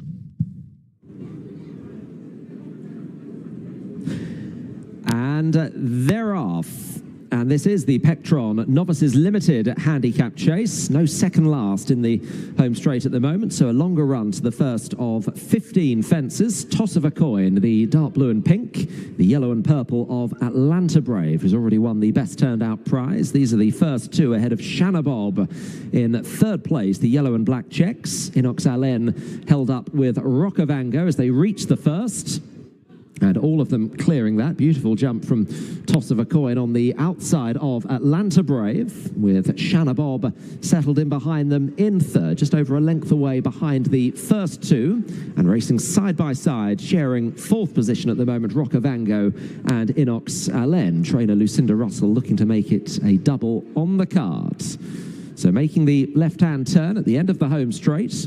4 fences over on the far side of the course. The most experienced chaser of the quintet, Atlanta Brave, under Richard Patrick on the inside of Toss of a Coin, and Harry Cobden. Over in third, just trailing a hind leg through that in third place, Shanna Bob, and then the back 2 are Rock of Vango and Inox Allen. So all the fences plain over on the far side. Atlanta Brave and Toss of a Coin. It was a bit lower at the second than he was the first. This is fence number 3. Shanna Bob landing in third position. And then Rock of Vango, Sean Bowen, and the back marker is Inox Allen. Next fence coming up quickly. And this is the 4th, Atlanta Brave, matching strides with Toss of a Coin. And over in third was Shanna Bob still, ahead of Rockavango and Inox Allen. So Harry Cobden taking the ride on Toss of a Coin, the champion jockey rerouted from the abandoned Exeter meeting.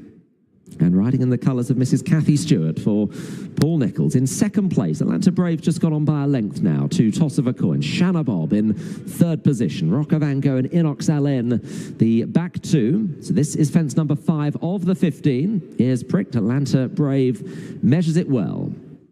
In second place, Toss of a Coin. And then Shanna Bob in third place. The winner of the Grade 2 Bristol Novices Hurdle at Cheltenham last December, and seen only once after that in the Sefton at Aintree, where he finished in 4th place, starting his chasing career today.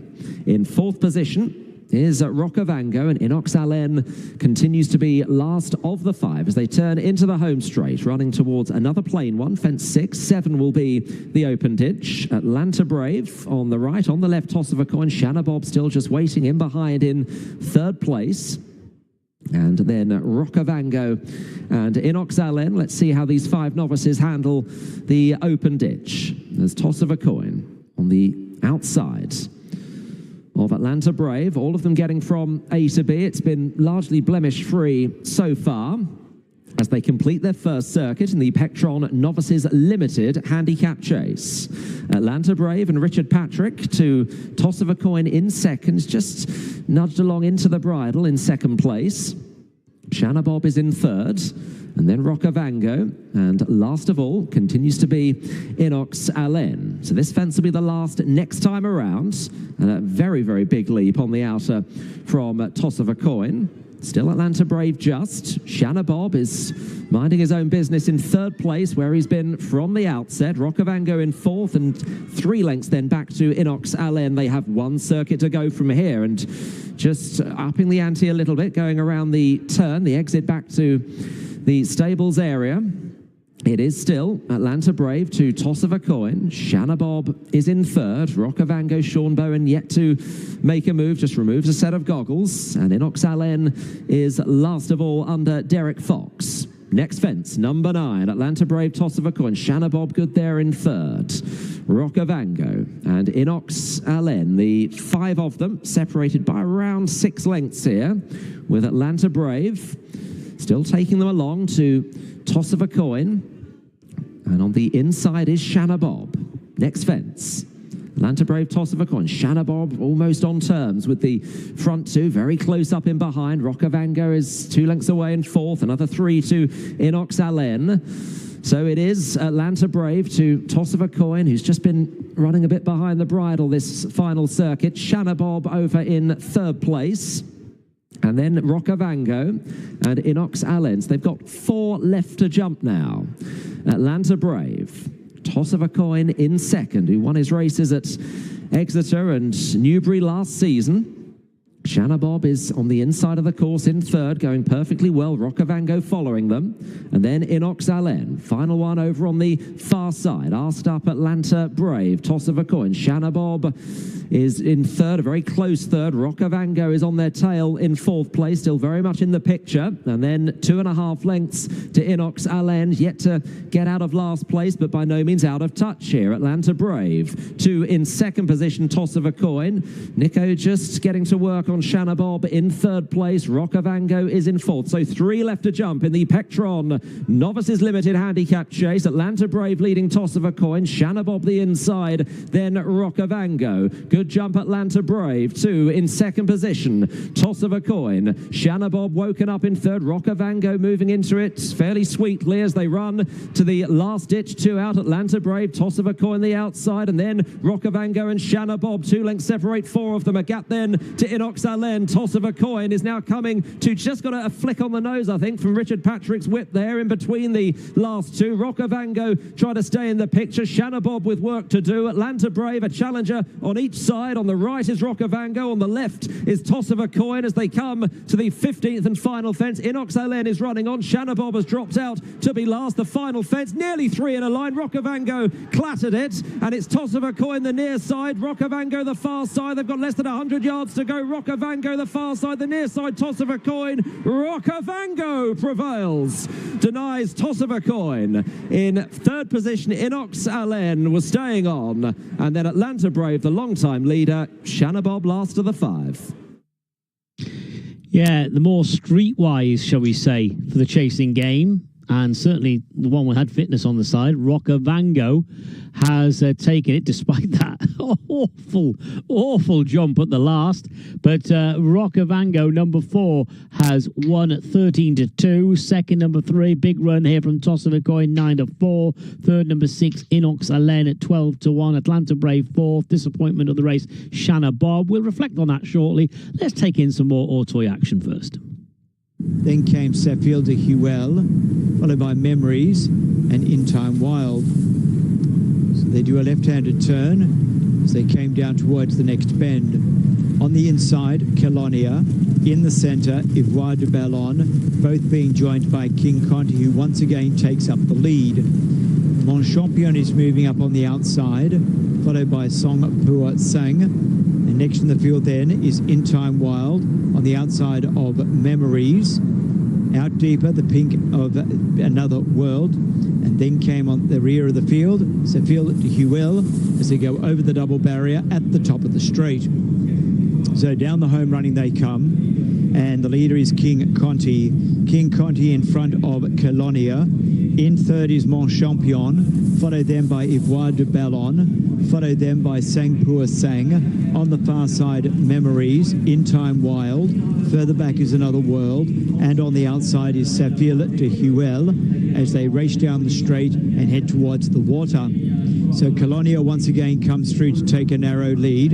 King Conti the outside and Sang Pua Sang on the near side. They come to that water jump. Over it they go, all over it safely. So on the extreme left of your screen, you've got Sang Pua Sang in the yellow cap, moving up to King Conti with the white sash. Splitting that pair is Mon Champion, and the nose bandit on the rail there, Ivoire de Ballon. Then came the pink and green of Another World, followed there by In Time Wild. Drifting back is Kelonia to be third last with Memories, and on the outside, Saffield de Huel to the small open ditch, leaving the home straight. Over it they travel. Leader, King Conti, Mon Champion, and on the outside, Sang Pua Sang. Fourth placing is Ivoire de Ballon. They were followed next in the field then by Another World, and then came further back to Saffield de Huel, Memories, and Kelonia on the inside as they go down the back and they head towards the brook.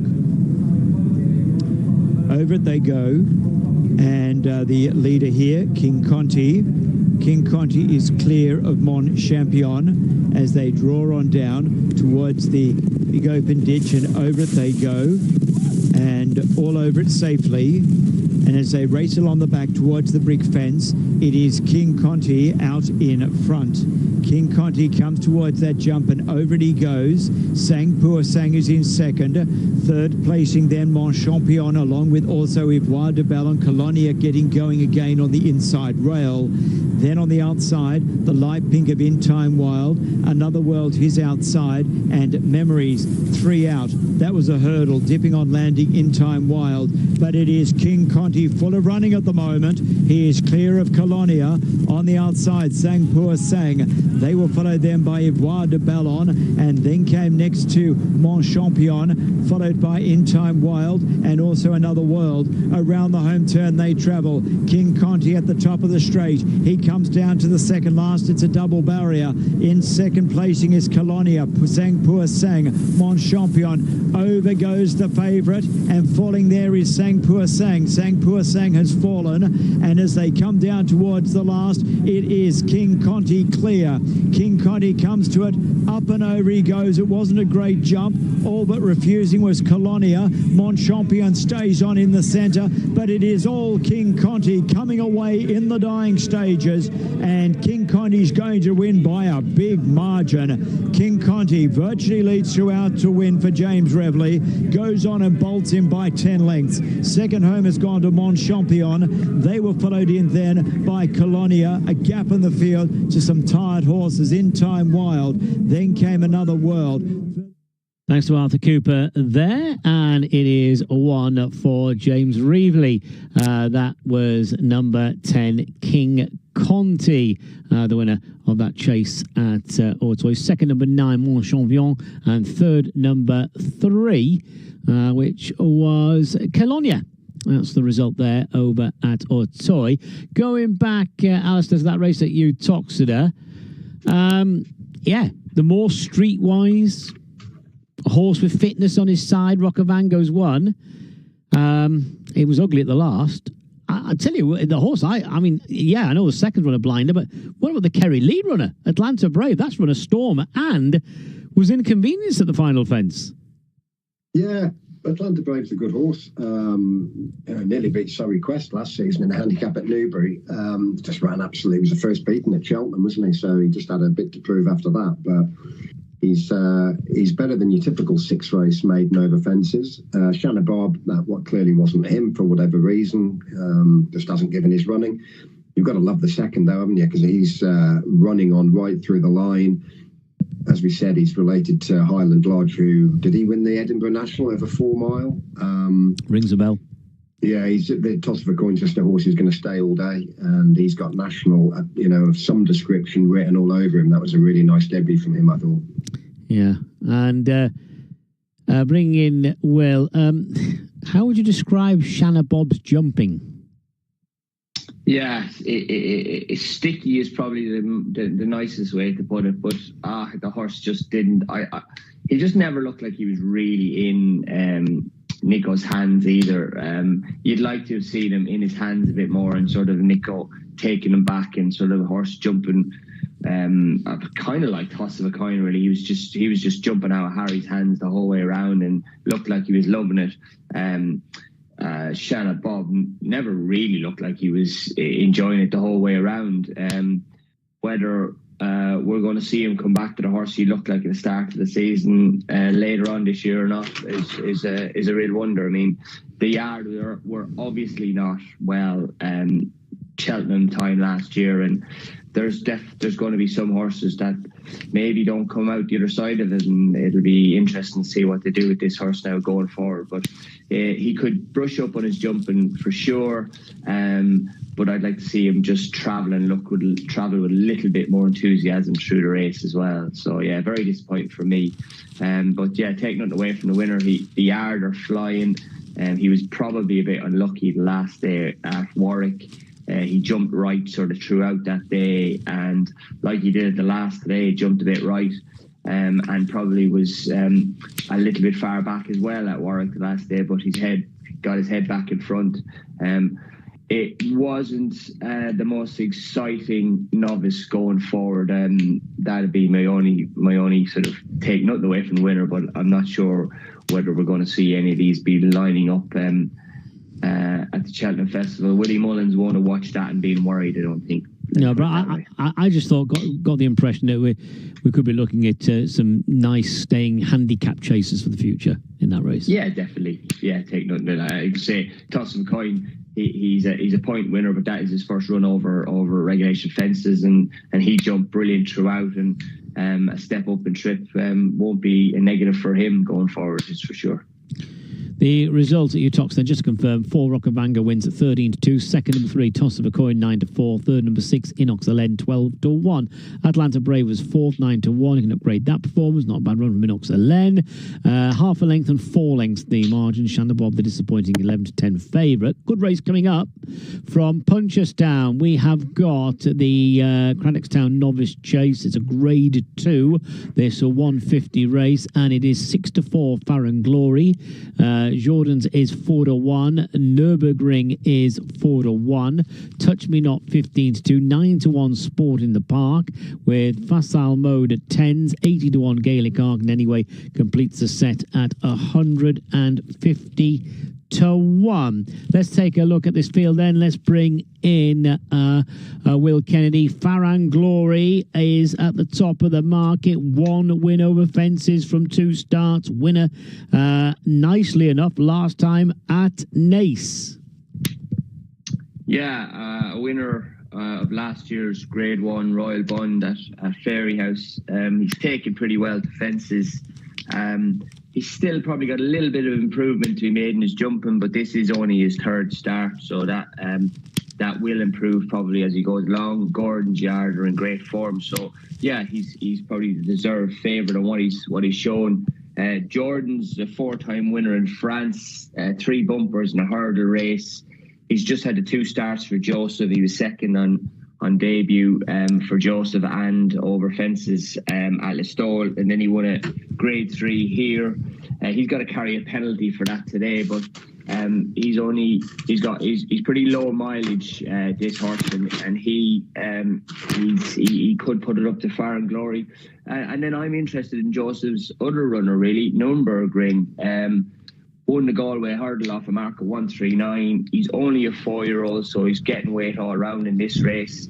He's seemed to take well to fences on his 2 starts, on his first start, at Navan, and I think getting a lot of weight, he could have a chance here today. I mean, when he was third at Navan his first start, down memory lane, King of Kingsfield in front of him, that form reads pretty well. So yeah, Nürburgring for me here. Okay, that's Will Kennedy who's putting up Nürburgring in this. So is it Nürburgring who, Alistair, I seem to recall this horse coming from a fair way off the pace when finishing 4th in the Irish to Sarowich at the end of September. I know this is also won the Galway hurdle, but horse has got a nice bit of flat form as well.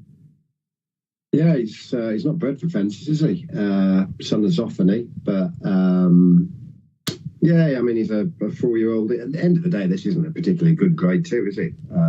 Just isn't. There's not a great deal of depth to it. Far and Glory is a grade 1 winner, running in a grade 2. I mean, if his jumping holds up, then he's going to be extremely hard to beat, and he probably would have been a dual grade 1 winner over hurdles had he not fallen at Aintree on Boxing Day.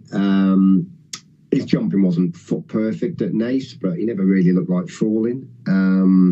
It's all about Far and Glory, really, for me. If he jumps, if his jumping stands a test, then he'll take the world of beating, as I said, because he's a grade 1 horse running in a grade 2. I thought Noel Mead's horse could be half interesting, supporting the party, just purely because something seemed to click. When he won at Galway, went out in front, jumped really well and absolutely dotted up. So he'd be the dark horse, but I think Far and Glory will do for me here, admittedly at short price. Okay, so Far and Glory for Alistair Jones and Nürburgring for Will Kennedy. Gordon Elliott up against the Joseph O'Brien battalions, and a favourable mention given there to number 6, Sport in the Park, Noel Mead train runner, who, as Alistair said, jumped well when making all the running to win at Galway last month. So an interesting novices chase coming up. This is a grade 2 novices chase. Far and Glory is the favourite for this, the 150 at Punchestown. Looks like the runners are about to make a line with Touch Me Not very much on his toes at the moment as they approach the tape. Let's join Jerry Hannon. White flag raised. They're off in the 2-mile Bet Victor Craddockstown novice chase. 12 fences to jump as they come to jump the first of them. Over the far side, it's Gaelic Arc anyway. Sport in the Park, followed by Facile Mode. Touch Me Not on the near side of Jordan's, followed by Fat and Glory, and trailing the field, having jumped their first fence, Nürburgring. Sport in the Park is just headed, both Gaelic Arc in any way.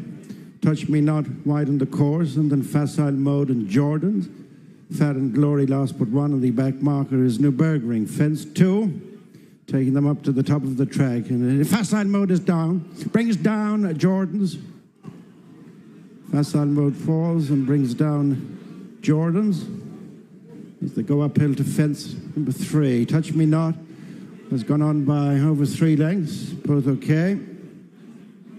Danny Mullins and Dad O'Keefe, as they've negotiated their first 3 fences, heading down to numbers 4 and 5. And it's Touch Me Not with a reduced advantage over Sport in the Park. After Sport in the Park, Gaelic Arc, Anyway, Fat and Glory, and Newburgring. That's what's left. 6 of them. Approaching the 4th. And now heading for the ditch, which is the 5th. Touch Me Not. Towards the side, Quintasia. Edge of Tomorrow still got about 5 or 6 lengths to make up. It's still Lady of Vix at the 300-metre marker. Here's a Yui putting in a claim. Jane's Vision towards the inside, year in after. But now a Yui's coming at Lady of Vix over the last 100. And it's still Lady of Vix and a Yui. These are the two coming down to the line. A Yui's going on to win it though. Second will go to Lady of Vix, Prankster, and then year in after.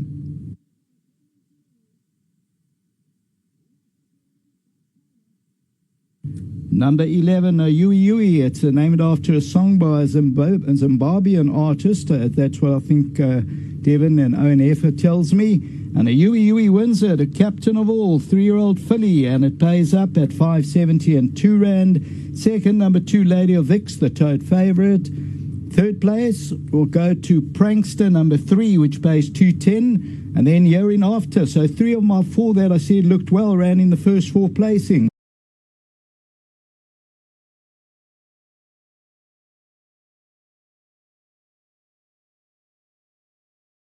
Fences left to jump. The Bet Victor Craddockstown, Grade 2 Novice Chase, and it's Touch Me Not in front.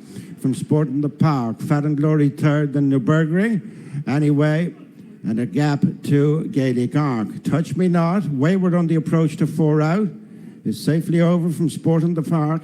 About 4 lengths between them, then Fat and Glory, Newburgring. Now squeezed along in 4th, gone away from Anyway and Gaelic Arc. The third last fence, up and over Touch Me Not.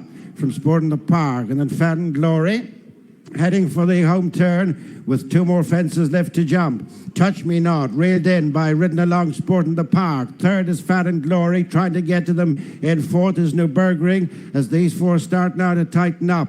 Straightening for the last 2 fences, Touch Me Not on the left, broad stand side, Sport in the Park, then Fat and Glory, who runs down the fence, made a mistake, and then Newburgring, they're spaced right across the track, coming towards the final fence, and it's Touch Me Not out in front from Fat and Glory, Newburgring and Sport in the Park, coming to the last, and it's Touch Me Not, over by 5 to 6 lengths from Fat and Glory, who's making little impression in second, and then Newburgring, but it's Touch Me Not leading home a 1-2 for Gordon Elliott. Not the way we thought it would have been. Touch Me Not by 6 lengths to Fat and Glory and Newburgring. Yes, it's not a bad way to shed your maiden tag over fences, is it? In a Grade 2. Touch Me Not with an electric round of jumping is scored here at odds of 8 to 1. Sam Ewing rerouting from the abandoned meeting at Cork, taking the ride here on Touch Me Not, who's beaten his stable companion Fat and Glory comprehensively. And really, Lisa, the only anxious moment was when he just lost concentration briefly on the run to 4 out. We'll come to that in just a second, but watch him here over these fences down the back. He's just electric, isn't he, Gary? I'd say Sam Ewing had some trill on his back because he goes down to his fences and he claps his eyes on his fences. You can see his ears just move around a little bit as well. And he just spots a stride a mile out, and he's just so clever. He's loads of scope as well. He's not an overly big horse, but he's quite quick when he's in tight too. But he's just absolutely electric over his obstacles, and I love the way he looks for his fences and he just attacks them. We can see the loose horse here. He's going to, I think, cross over the path. He's out of shot now, but as Sam and Touch Me Not go down to 4 out, I think the loose horse must cross over shot, and he claps his eyes on him, just takes his eyes off the fence and wanders a little bit on the approach to it, just maybe clapping an eye on the loose horse to maybe try and follow his path. But in fairness, Sam is quick and alert and just gives him a slap down the neck to correct him. But in behind is Fat and Glory, who looks to be travelling.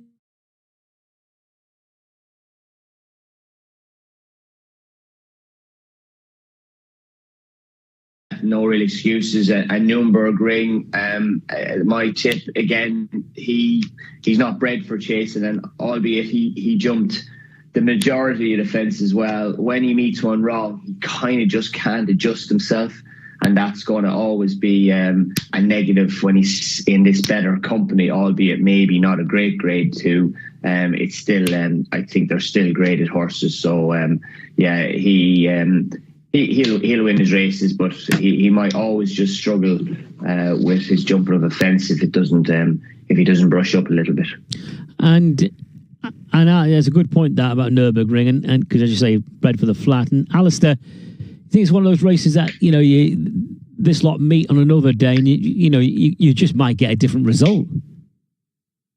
You might do, yeah, but the winner he could do no more than win as he did. And that jumping, I mean, he was sure-footed throughout, and as we know, stating the obvious, but that does count for so much in the novice division. And he's still lightly raced, isn't he? And that was by far his best form yet. So you wouldn't be knocking him for all that it wasn't the deepest of races. I think you made an interesting point there about facile. What's it called? Facile mode. Who'd beaten Facile mode. Yeah, who'd beaten this horse, and Jourdain was badly hampered. That was those two could have been real players in the race, couldn't they? Those two horses, Facile mode and Jourdain. You would think it. If you take that latest bit of form at face value, then they will be. Tom Mullins will be frustrated as hell, you'd have thought, having come down early. Yeah, and Jourdain's connections as well, I'm sure, being badly hampered. They just showed it in slow motion, actually, and the winner, if anything, he sort of half jumped across facile mode, probably made facile mode take his eye off the fence, and I'd say that's nearly why he's come down. So the winner. If you can't beat them fair and square, knock them down, I suppose. Just watching the course alignment today, Will, they got so much space there, haven't they? So much ground. They can move things about and save the ground, because they're not running the true. It's not the true steeplechase course they're running today. They are in the home straight, but not so much on the far side, are they? Inside course. They're on the inside course. They're on the inside course over hurdles as well. So yeah. It's a little bit of a smaller loop, but oh my God, there's so much room over there. It's unbelievable. But it's it's good. But they've got plenty of racing too, so that they have to have the room. Yeah. Big race to come from Punchestown. Stay with us for that. That is at 2:25 this afternoon. That's the Grade 1 John Durkin Memorial Punchestown Chase. Non-runner there is Blue Lord. The 11-8 favourite is the defending champ. That's Faster or Slow. 3-1, the Dual Gold Cup winner, Galopin de Champ. Factor File, second season chaser. Looked ever so exciting last year. 5-1 on his seasonal debut.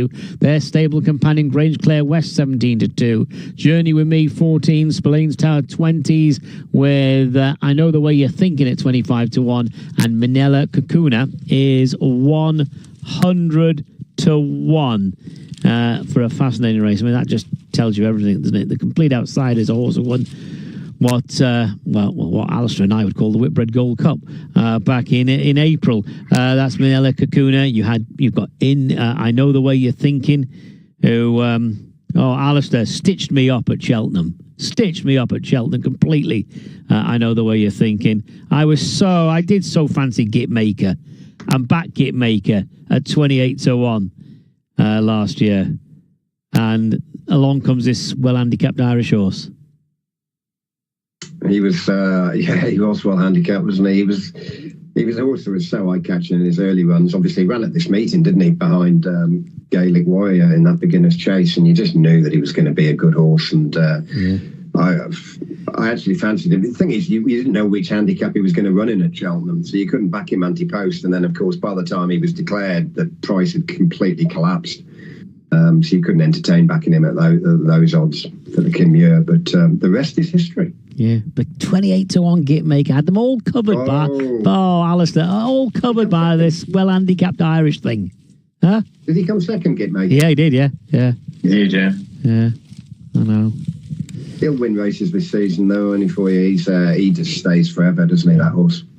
It's a bit similar to my father-in-law. You could say he won a Cheltenham Festival race. He won the Cathcart with Armagret. Well, he didn't really. He finished third. Two Irish horses beat him. So he apparently, according to my missus, he took consolation, great heart, at the fact that he was the first of the British horses. Nothing changes. Yeah. Right, let's go to Utoxeter. We're off to Utoxeter for the 2 o'clock race, where number 1, Dinons, is the non-runner. It's a staying hurdle race we've got coming up, handicap, and it's odds on about below the radar. Harry Cobden now takes the ride due to that abandonment of Exeter. Below the radar for Paul Nicholls, 10 to 11.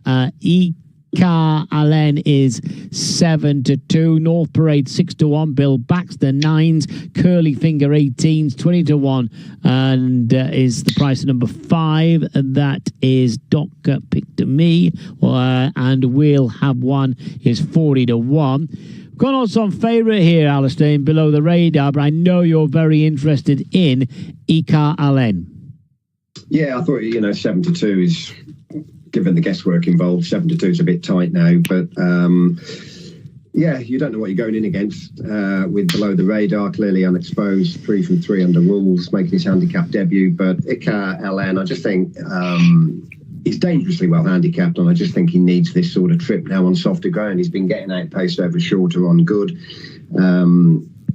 He really should be winning races off this mark, and hopefully stepped up in trip with a bit of juice underfoot, he can finally end his long losing sequence. It's nap time then, Alistair. It's nap time. EKLN for Alistair Jones, 7-2, second in. That's his nap today. Below the Radar, Will, top of the market, odds on. Horse looked pretty talented last year in winning a bumper and 2 novice hurdles. Yeah, like you say, a winner of a bumper, 2 novice hurdles, an opening mark of 1-2-3 doesn't look over harsh, does it? So he could be one that'll really improve, and for the step up and trip, he's sure to improve a little bit for that, in my opinion, as well. I agree with Alistair. Icarlen, he has to have a day, and today might be it. But I mean, he won 2 juveniles for Willie.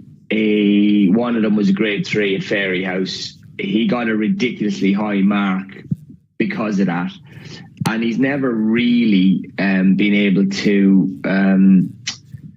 He never ran anywhere near 140. But now he's getting down to a mark where he looks like he could be very dangerous off, and yeah, potentially the step up and trip is going to be a real positive for him. But I think the favourite, he could be one that 1, 2, 3 might look silly after today, especially with like say a bumper and 2 novice hurdles.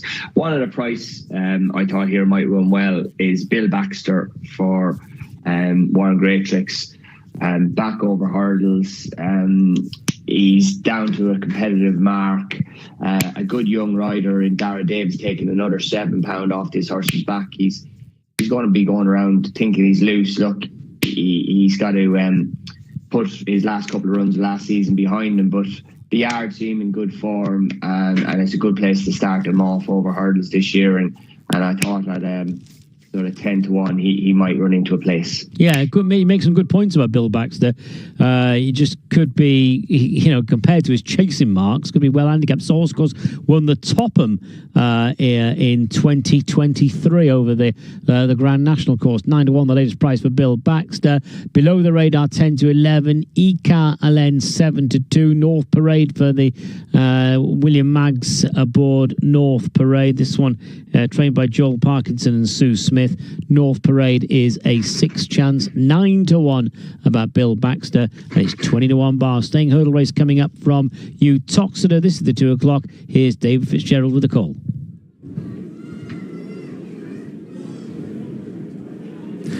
And they're off and running in the Utoxeter Racecourse New Year's Eve race day handicap hurdle, jumping 12 flights in the cheek pieces. Doc Picked Me, the 2 shades of blue, the pink and yellow Will Have One, first couple to show. As they reach the first on the outside Below the Radar, a slightly awkward landing for North Parade, just in behind the dark blue. Grey is Bill Baxter, sitting in behind the front pair. Icaralen is on the outside of runners, and Curly Finger is dropped out in last place as they run to the second. They'll cross the winning line 3 times in this race. We'll Have One jumped it athletically on the inside of Doc Picked Me, and on the outer below the radar in the Hemmings Racing colours, North Parade is on the inside in 4th. 2 circuits to go from here. Bill Baxter and Dara Davis next. Bill Baxter, the best turned out winner, and then Ikara Len and John Joe Neal Jr. and Curly Finger, who reeled off a hat-trick at the beginning of the year, is last of the 7 under Nathan Mosscrop as they now head towards the far side and run close to flight number 3. We'll have one, and Doc Picked Me, the first 2. With on the inside, North Parade of Bill Baxter, on the outside, Harry Cobden, and below the radar, the favourite. First run in a handicap, horse who won novice hurdles at Hereford and here earlier in 2024. Bill Baxter is in between North Parade and below the radar. Ikara Len is in 6th and Curly Finger 7th. Coming towards the next, their 4th hurdle of the 12. Doc Picked Me, the chestnut, on the outer. Fractionally more fluent than We'll Have One under Charlie Maggs on the inside. With Bill Baxter still running in between North Parade for Joel Parkinson and Sue Smith. Combination seeking first winner since Joel Parkinson came to share the licence. And then on the outside, below the radar, ahead of Ikara Len and still Curly Finger at the back. So on the run towards the end of the back straight, and it is We'll Have One, formerly with Willie Mullins, has had a couple of runs for Rebecca Menzies, who's the trainer of the leader and the back marker in this staying Challenger Series qualifier. We'll Have One, Doc Picked Me, Lily Pinchin in 2nd. On the outside is Below the Radar, and then on the inner is North Parade.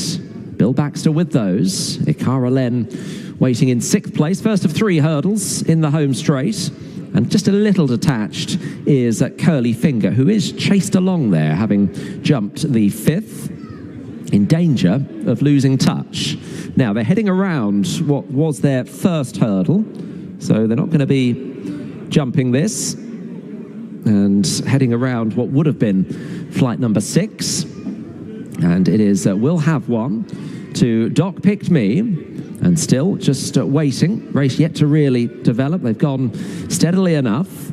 Below the radar, the outer of the former Topham Chase winner, Bill Baxter.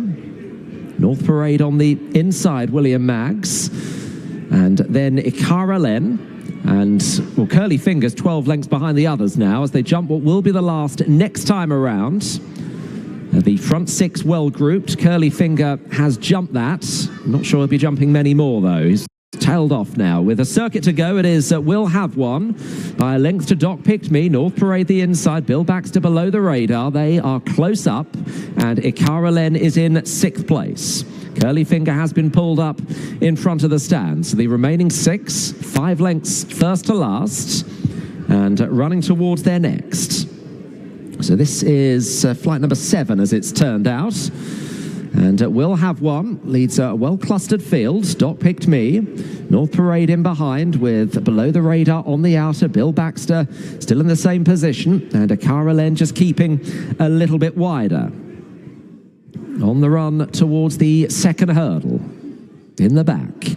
And it is We'll Have One and Charlie Maggs by just under a length to Doc Picked Me and Lily Pinchin. North Parade, the inner on the outer Below the Radar. No dramas at that, with Bill Baxter well in touch, and Ikara Len, who's dropped a long way in the ratings, is still in 6th and last of those still going in this Uttoxeter Racecourse New Year's Eve race day handicap hurdle. We'll Have One on the inside, the pink and yellow. Doc Picked Me sharing the lead now with North Parade. Jockey wiping some mud from his goggles on the inside of Bill Baxter. Below the radar, plenty of these yet to play their hands, the riders, and that includes John Joe Neal Jr. on Ikara Len at the back. 3 lengths would separate the 6 of them as they head towards the home straight here. And We'll Have One and Doc Picked Me. Below the radar, Ikara Len following Harry Cobden on Below the Radar as they run now towards the 3rd last. Doc Picked Me, We'll Have One.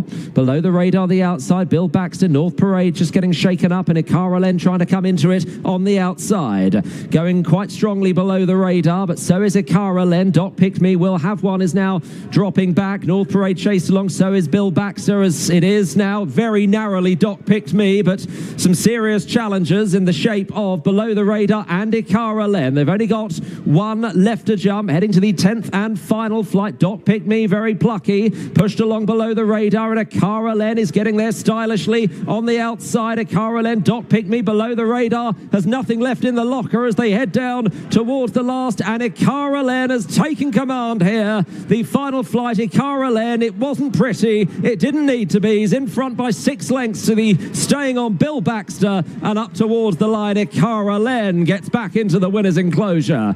Bill Baxter stayed on well for second. Doc Picked Me third, with Below the Radar not getting home in fourth. Oh, they're chanting there's only one Alistair. Yeah, it was. You could just see that happening, couldn't you? These O'Neill horses, you get Smiland, obviously McManus, and they drop a stone in the ratings, and they're going to come good sooner or later. It's just picking the right day, and I just think he's a horse who needs soft ground, and nearly 3 miles now, 2.5 on good ground isn't any good for him, and his chance was clearly a lot better than his form figure suggested, and he'll probably win again now. Yeah, now, of course, we haven't had Jonathan Kay's nap yet. If Cecil Hope gets beaten, you're at the top of the naps competition. Stop the competition today. No, that'd be nice, wouldn't it? Right, well done, Alistair. That Ikara Len has gone on to win number 7 on the card, 7-2. As Will said, there could be a good running here, a good run coming from Bill Baxter, and that was the case. Second at 9-1, and back in third was number 5. That was Doc Picked Me at 22-1, Below the Radar. Yeah, didn't seem to get home there, Will. 5-6 favourite. Yeah, travelled well throughout the race, and jumped good, but didn't seem to get home.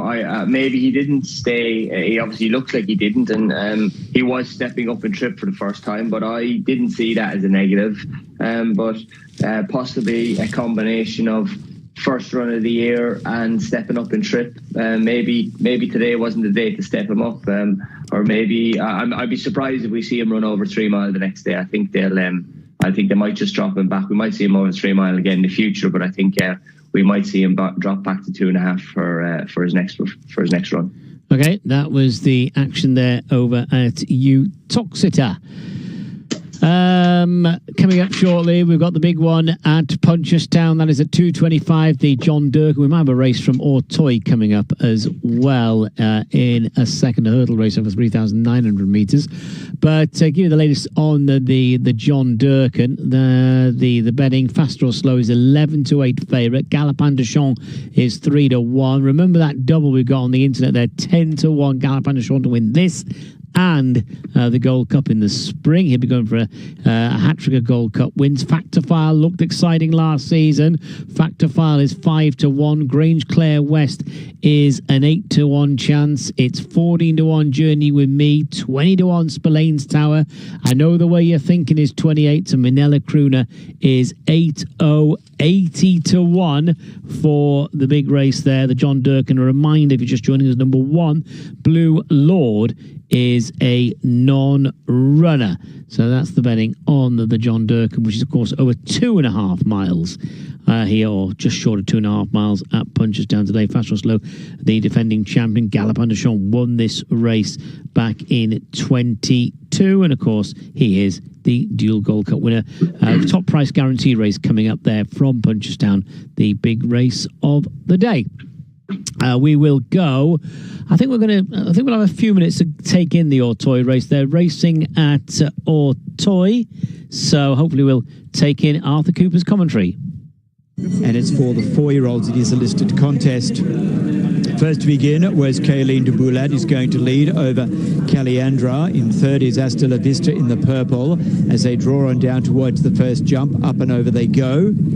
And on the far side then, we've got CPPO Ra in the red jacket, then by Exeter. And they're stretched right across the track here in the early stages. Next in the field then is Cernafil, the orange sleeves. We lost one there at the first, and that was Kamikaze Dute.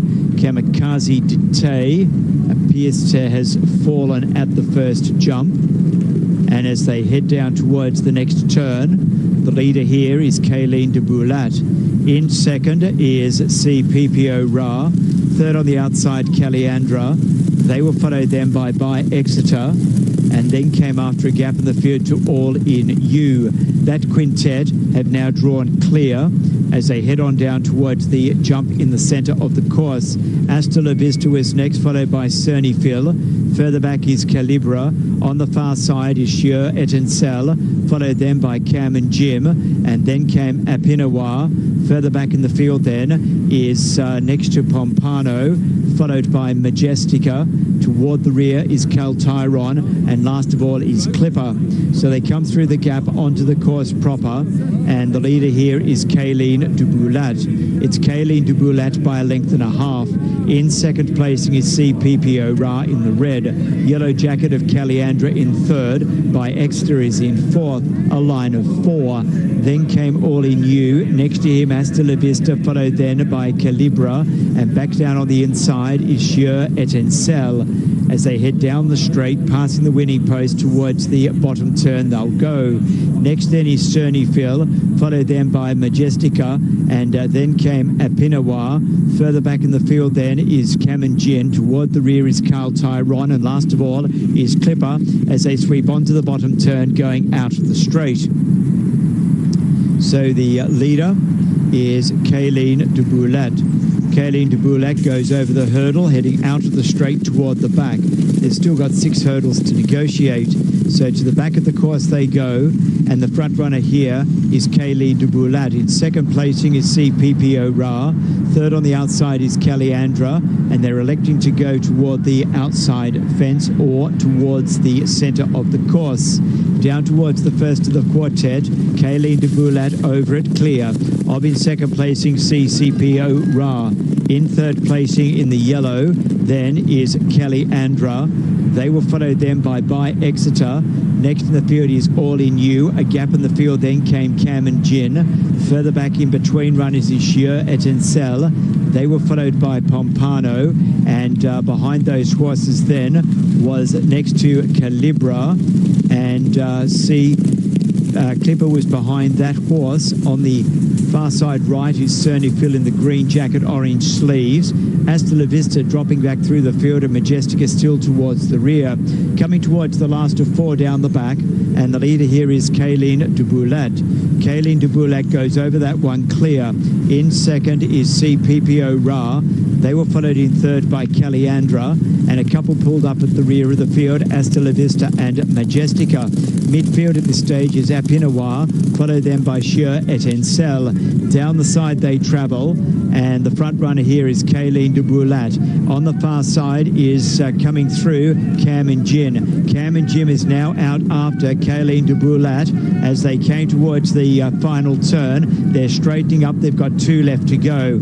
On the near side, Caliandra. In the centre is Kayleen de Boulat.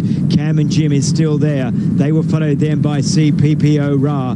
Further back in the field then, behind those horses, was Clipper as they race down towards the last jump. And on the near side, the leader is Caliandra. Coming through in the middle there is Apinawa. Apinawa is quickly out after Caliandra. They were followed then by Cam and Jim. Running on late in the race then is Pompano. On the far side, Apinawa, Caliandra, Apinawa getting the upper hand. Apinawa is coming away in the last little bit. Apinawa first. Caliandra has run second. Pompano in third. They were followed in by Clipper, and then came behind those horses next in the field to Cam and Jin. Yeah, Apinawa.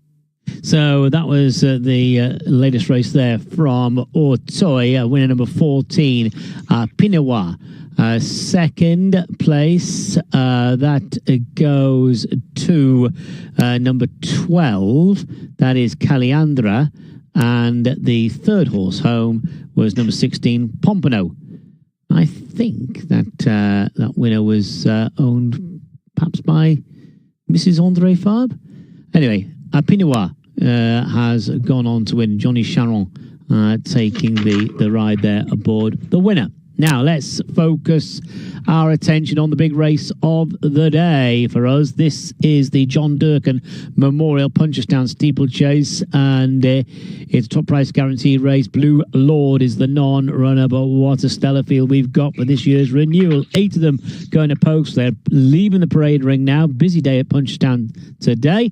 What do you expect when you've got some stars of the show on the course? Fast or Slow, the 11-8 favourite.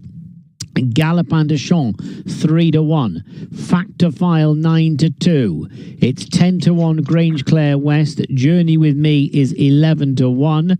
Spillane's Tower 25s. I Know the Way You're Thinking 33s, and Minella Kuna is 80-1. So it is Fast or Slow tops the market. Here's Will Kennedy with his view on today's feature. Fast or Slow, the defending champ, and when last seen, Will, Fast or Slow won the Punchestown Gold Cup back in May, beating Galopin de Champ on that occasion by a length and a quarter.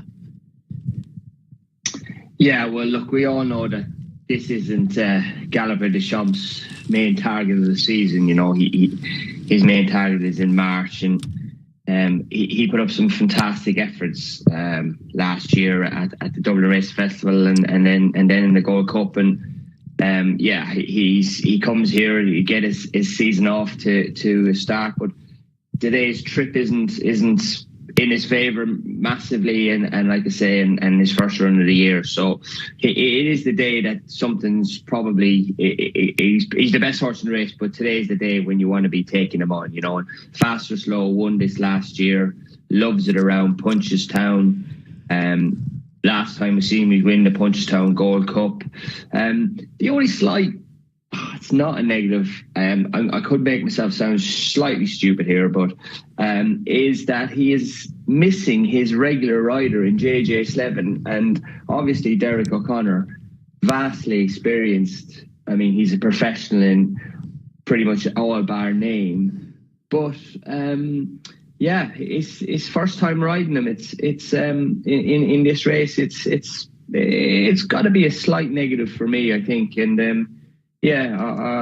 he's favoured because he's runs pretty well out fresh. He won this last year, but that's a slight negative. I just like Factor File today. Willie's again normally need a run first time this season, but he was really exciting all last year. I think he looks like he could be a very exciting chaser for the connections, and he could be a real Gold Cup horse come the end of the season. If he was sort of tuned up at all, I thought Factor File could cause a little bit of a surprise today. Factor File for Will Kennedy at 4-1. Let's bring in Alistair Jones. Alistair, we've got a field here of horses that by and large have got some very nice CVs.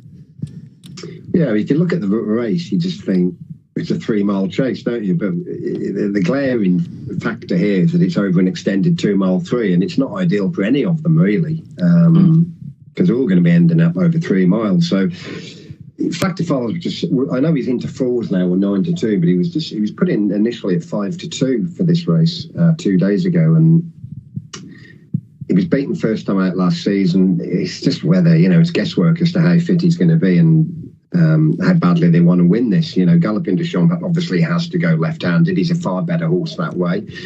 Grange Clare West is interesting in that he made such light work of Corbett's Cross. Again, over 3 mile on his last start. He's the dark one, I guess. But I just think Fast or Slow will have too many gears for them. He loves Punchestown, even though he's a better horse at 3 mile. I think he's quicker than the others. And would I want to back him at 6-4 in a race of this depth? Probably not. But I think he's the most likely winner. But Factor File, yeah, he's very exciting. I just don't think today he's gonna be fully wound up. Saying that, you can say the same for all of them. It's just an intriguing race, but a dangerous betting heat, isn't it? Here we go. Race of the day, the John Durkan Memorial Punchestown Chase. Fast or slow looking to win this race for the second year running and looking for his fourth Punchestown success is the 6-4 favourite, the dual Gold Cup winner, Galopin de Champ 130. Factor File is exciting, 7-2. Flags up. Let's go to Punchestown. Here's Jerry. The group of chasers set off on their journey in the Grade 1 John Durkan Memorial Punchestown Chase. There's the makings of a great race. It's the stable companions, Grange Clare West and Galopin des Champs over the first of 15 fences, followed by Fast or Slow, Factor File on the inside of Journey with Me, as they come towards the second fence before the straight. Grange Clare West rose first from Galopin des Champs, followed by Fast or Slow, Factor File, Journey with Me, followed into the straight the first time by Spillans Tar, the start cap. I know the way you're thinking. Quartered Hat on the outside of Manila Kakuna, who whips them in. They straighten for fences 3 and 4. And it's Grange Clare West, the blue cap, just leading. Stable companion Galopin des Champs out over the third fence, followed by Fast or Slow and Factor File and Journey with Me. As they come inside their final 2 miles, they're approaching the fourth fence, the fence that'll be the final fence in the circuit's time. And it's Grange Clare West landing the fractional leader from Galopin des Champs, the 22 winner, and Dual Gold Cup hero, followed by Familiar Foe, Fast or Slow. On the inside is Factor File and then Journey with Me with the back 3, Spillans Tar, Manila Kakuna, and I Know the Way You're Thinking. Going uphill to fence number 5, and it's Grange Clare West and Patrick Mullins, just leading Galopin des Champs and Paul Town, and followed by Fast or Slow and Derek O'Connor. On the inside is Factor File and Mark Walsh with a couple of lengths to Journey with Me and Darrow O'Keefe, then Manila Kakuna and Danny Mullins. Spillans Tar, Jack Kennedy last but one, and bringing up the rear is I Know the Way You're Thinking and Keith Donoghue. On rising ground to fence number 6, Grange Clare West and Galopin des Champs continuing the leading pair, followed by Factor File, moving up on the inside of Fast or Slow, followed downhill by Manila Kakuna, who has improved to the inside of Journey with Me, and then Spillans Tar and I Know the Way You're Thinking. Very few changes, racing downhill to fences 7 and 8, bringing them past the halfway stage. And there's Galopin des Champs edging ahead on the approach to the 6th from Grange Clare West. Good jump by Galopin des Champs and extended the lead to 2.5 lengths over Grange Clare West, and Fast or Slow in between Factor File and Journey with Me with 2 lengths to Manila Kakuna. I Know the Way You're Thinking on the outside of Spillans Tar. Swinging a right to head into the back straight with another 7 fences left to jump. The John Durkan Memorial Punchestown Grade 1 Chase, and it's Galopin des Champs the leader from Grange Clare West, joined for second by Fast or Slow, the red cap. Then Journey with Me. Shuffle back into 5th, Factor File. In a line for last place, I Know the Way You're Thinking, Spillans Tar and Manila Kakuna. Right across from the stands with 6 fences left to go, and it's Galopin des Champs from Grange Clare West, separated by a length, half a length back to the third running Fast or Slow, who's followed by Journey with Me and then Factor File.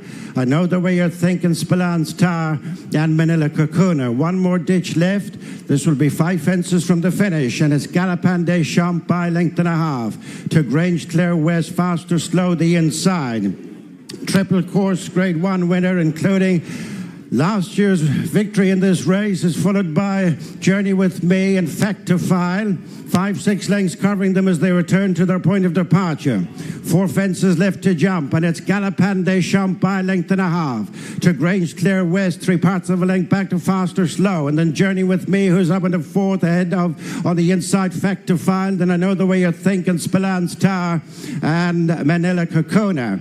Coming to 4 fences, losing ground with half a mile to go. Then Fact to 5. And it's Galopin Third last fence, Galopin des Champs over. Faster, slow. Slick jump into second place. Well, Grange Clear West, ridden along, is losing ground to the 2 leaders. Then Fact to 5. Third last fence, Galopin des Champs over. By a length to Faster, slow. Ridden along on landing, Fact to 5. Edging closer on the inside, 2 lengths back to Spillans Tower. Running round the home turn with 2 fences left to jump. The John Durkin Memorial Punchestown Chase. First in is Galopin des Champs. Shaken up second is Faster, slow. Then Fact to 5 and Spillans Tower. Big jump by Galopin des Champs.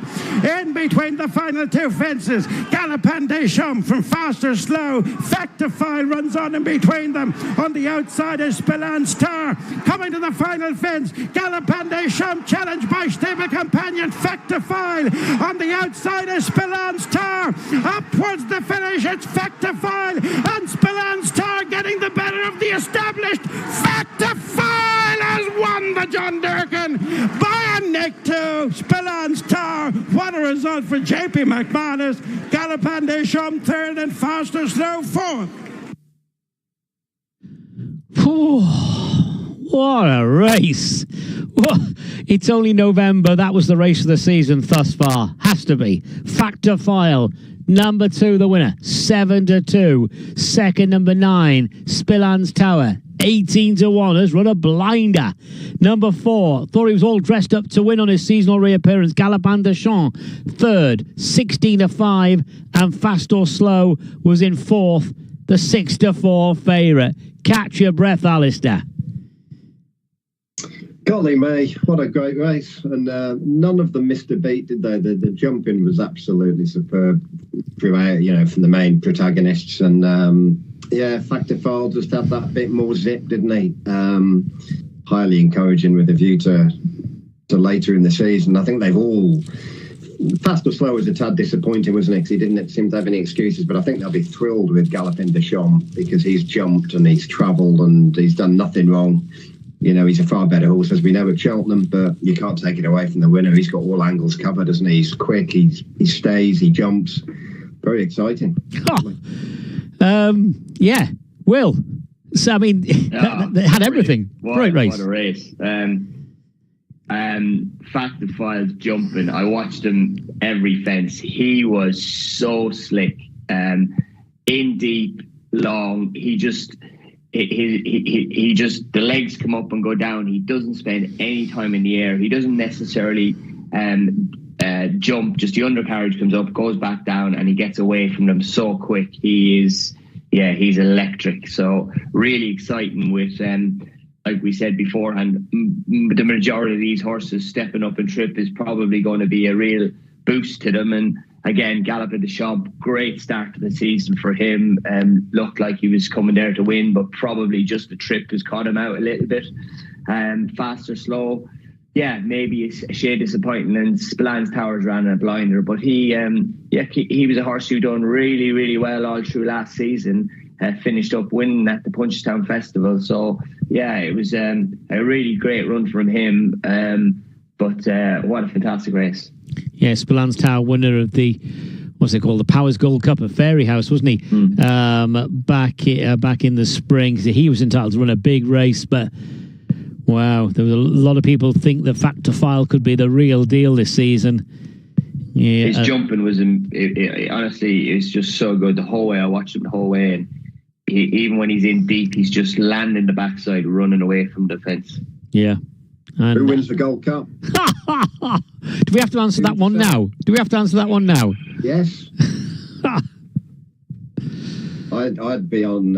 I think Galopin des Champs ran a crowd. I mean, clearly the winner is he's made a sparkling start to his campaign. But I think Galopin des Champs is going to be the man to beat in March. Will. Well, let's hope so, Andrew. They are indeed heading down 4.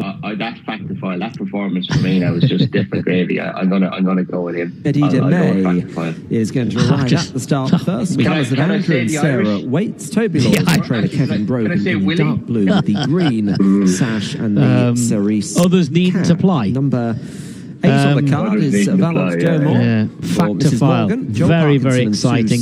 I'd probably, at this stage, Alistair, I'd probably side with you on the basis of, you know, that was a marvellous. Number 5 on the card. In the yeah, exactly. That's the override. That's the overriding. The overriding case is that he's been there, done it, bought the T-shirt.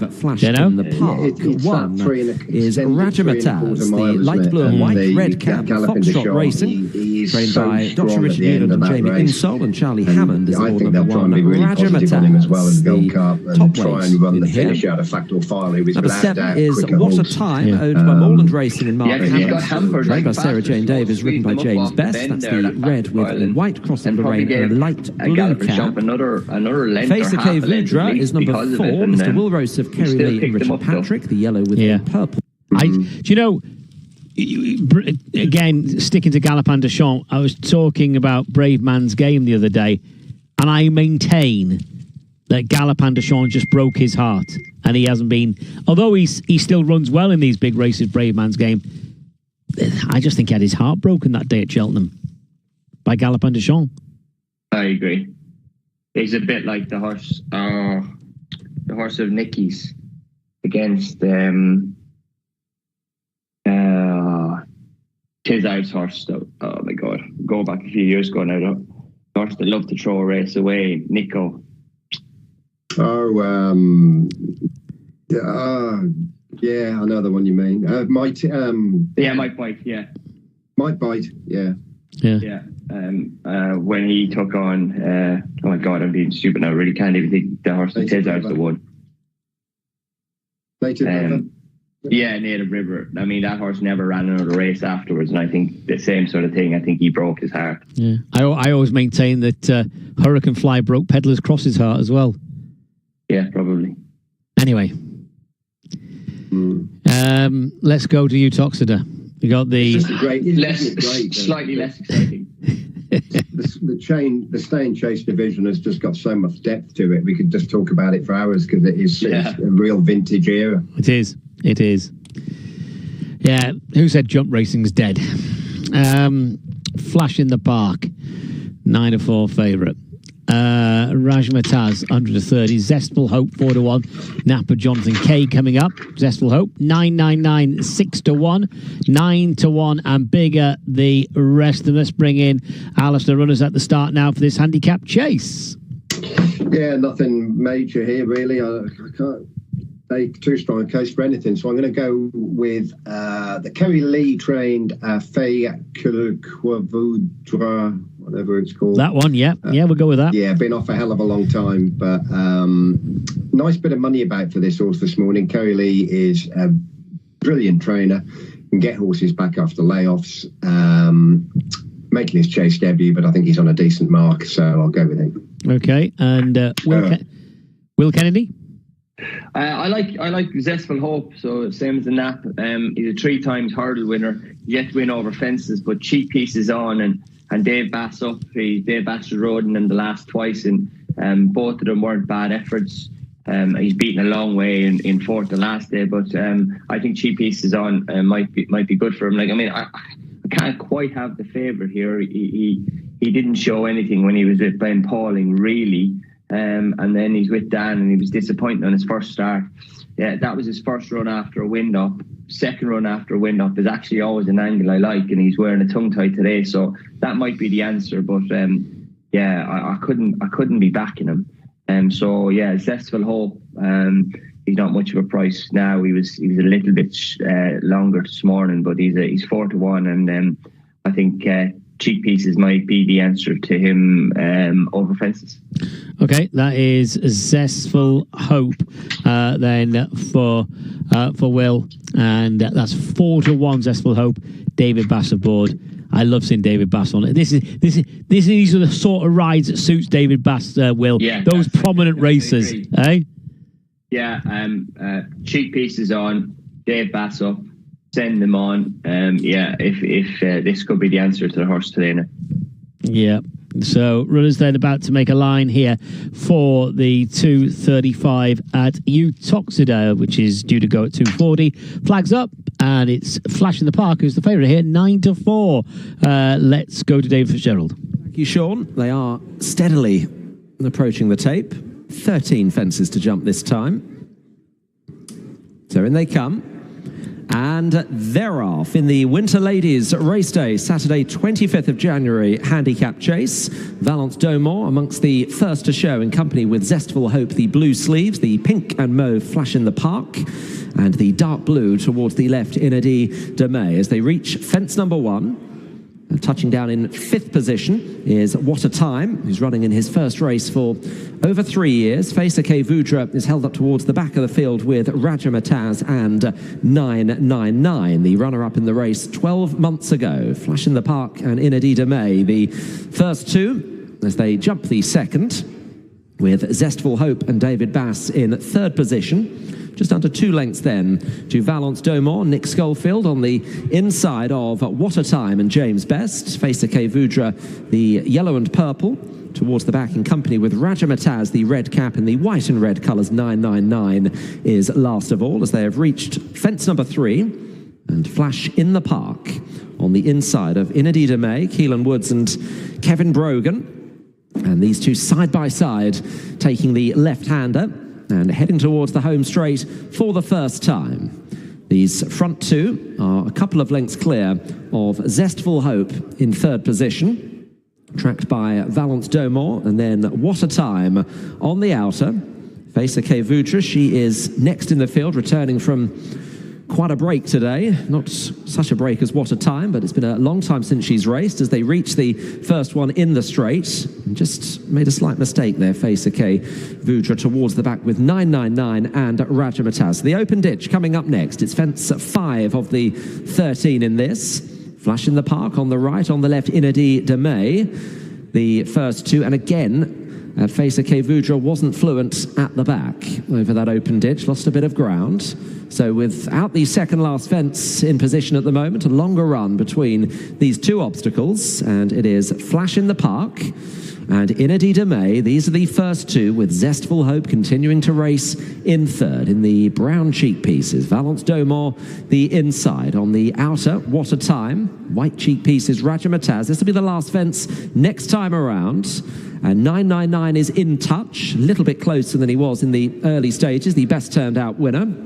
Sean Bowen looking for a double, and what would be his 90th winner of the season. Facer K. Vudra, the back marker, 7 lengths off the leader. Flash in the Park, 1 circuit to go in the Winter Ladies Race Day, Saturday, 25th of January, handicap chase.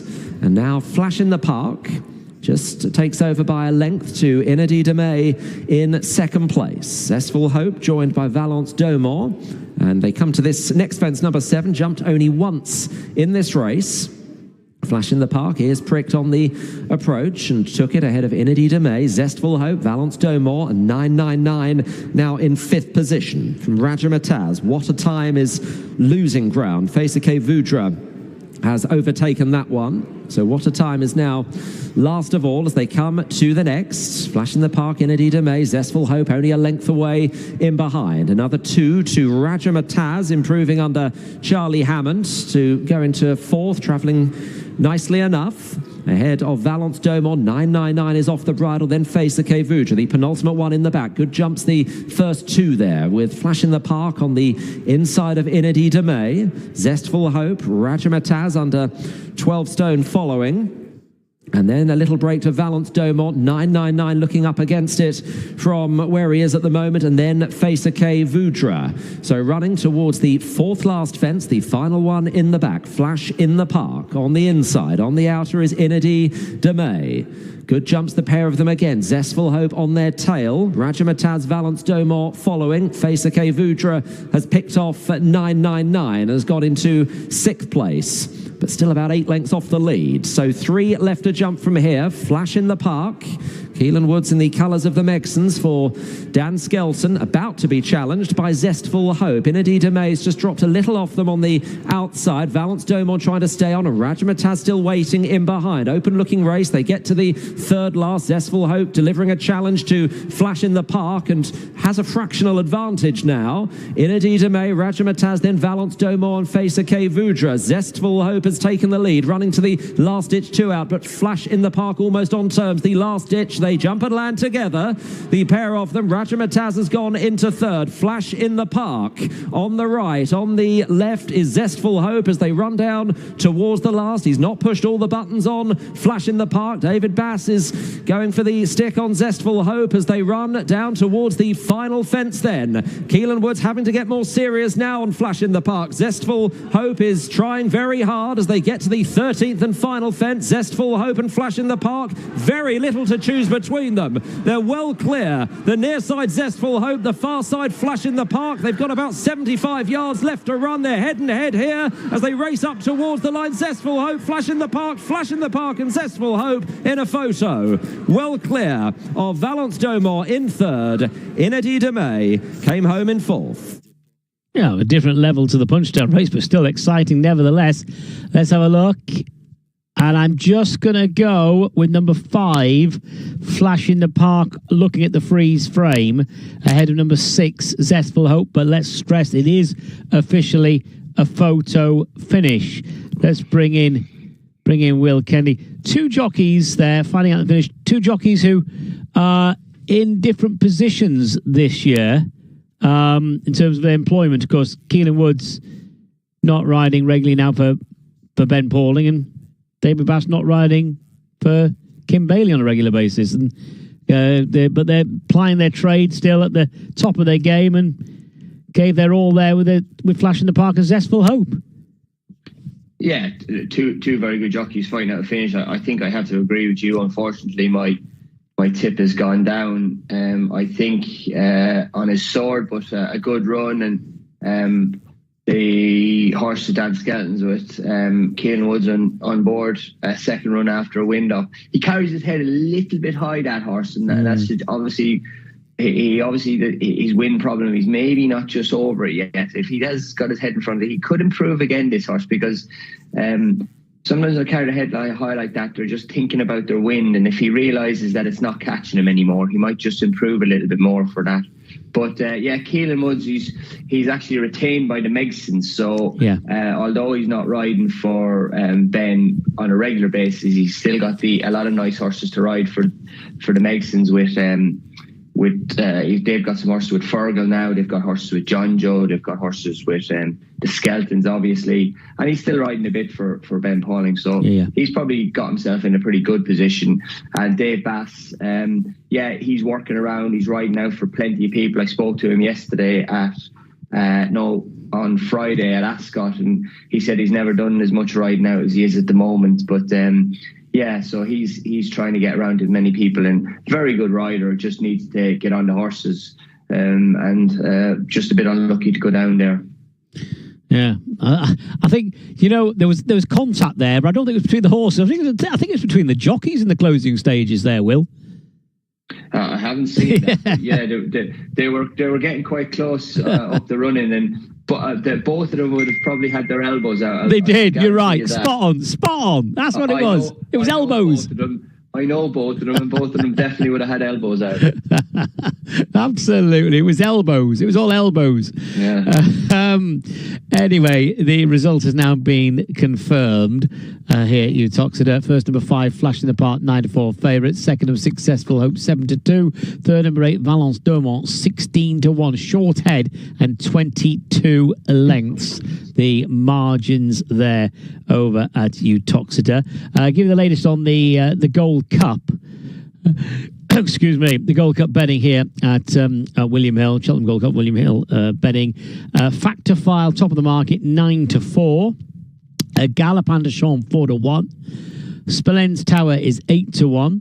12-1 Fast or Slow and Jerry Colomb. 16-1 Gaelic Warrior, Grey Dawning, and Monty Star. Monty Star's got form, of course, with Factorfile and Spillane's Tower from last season.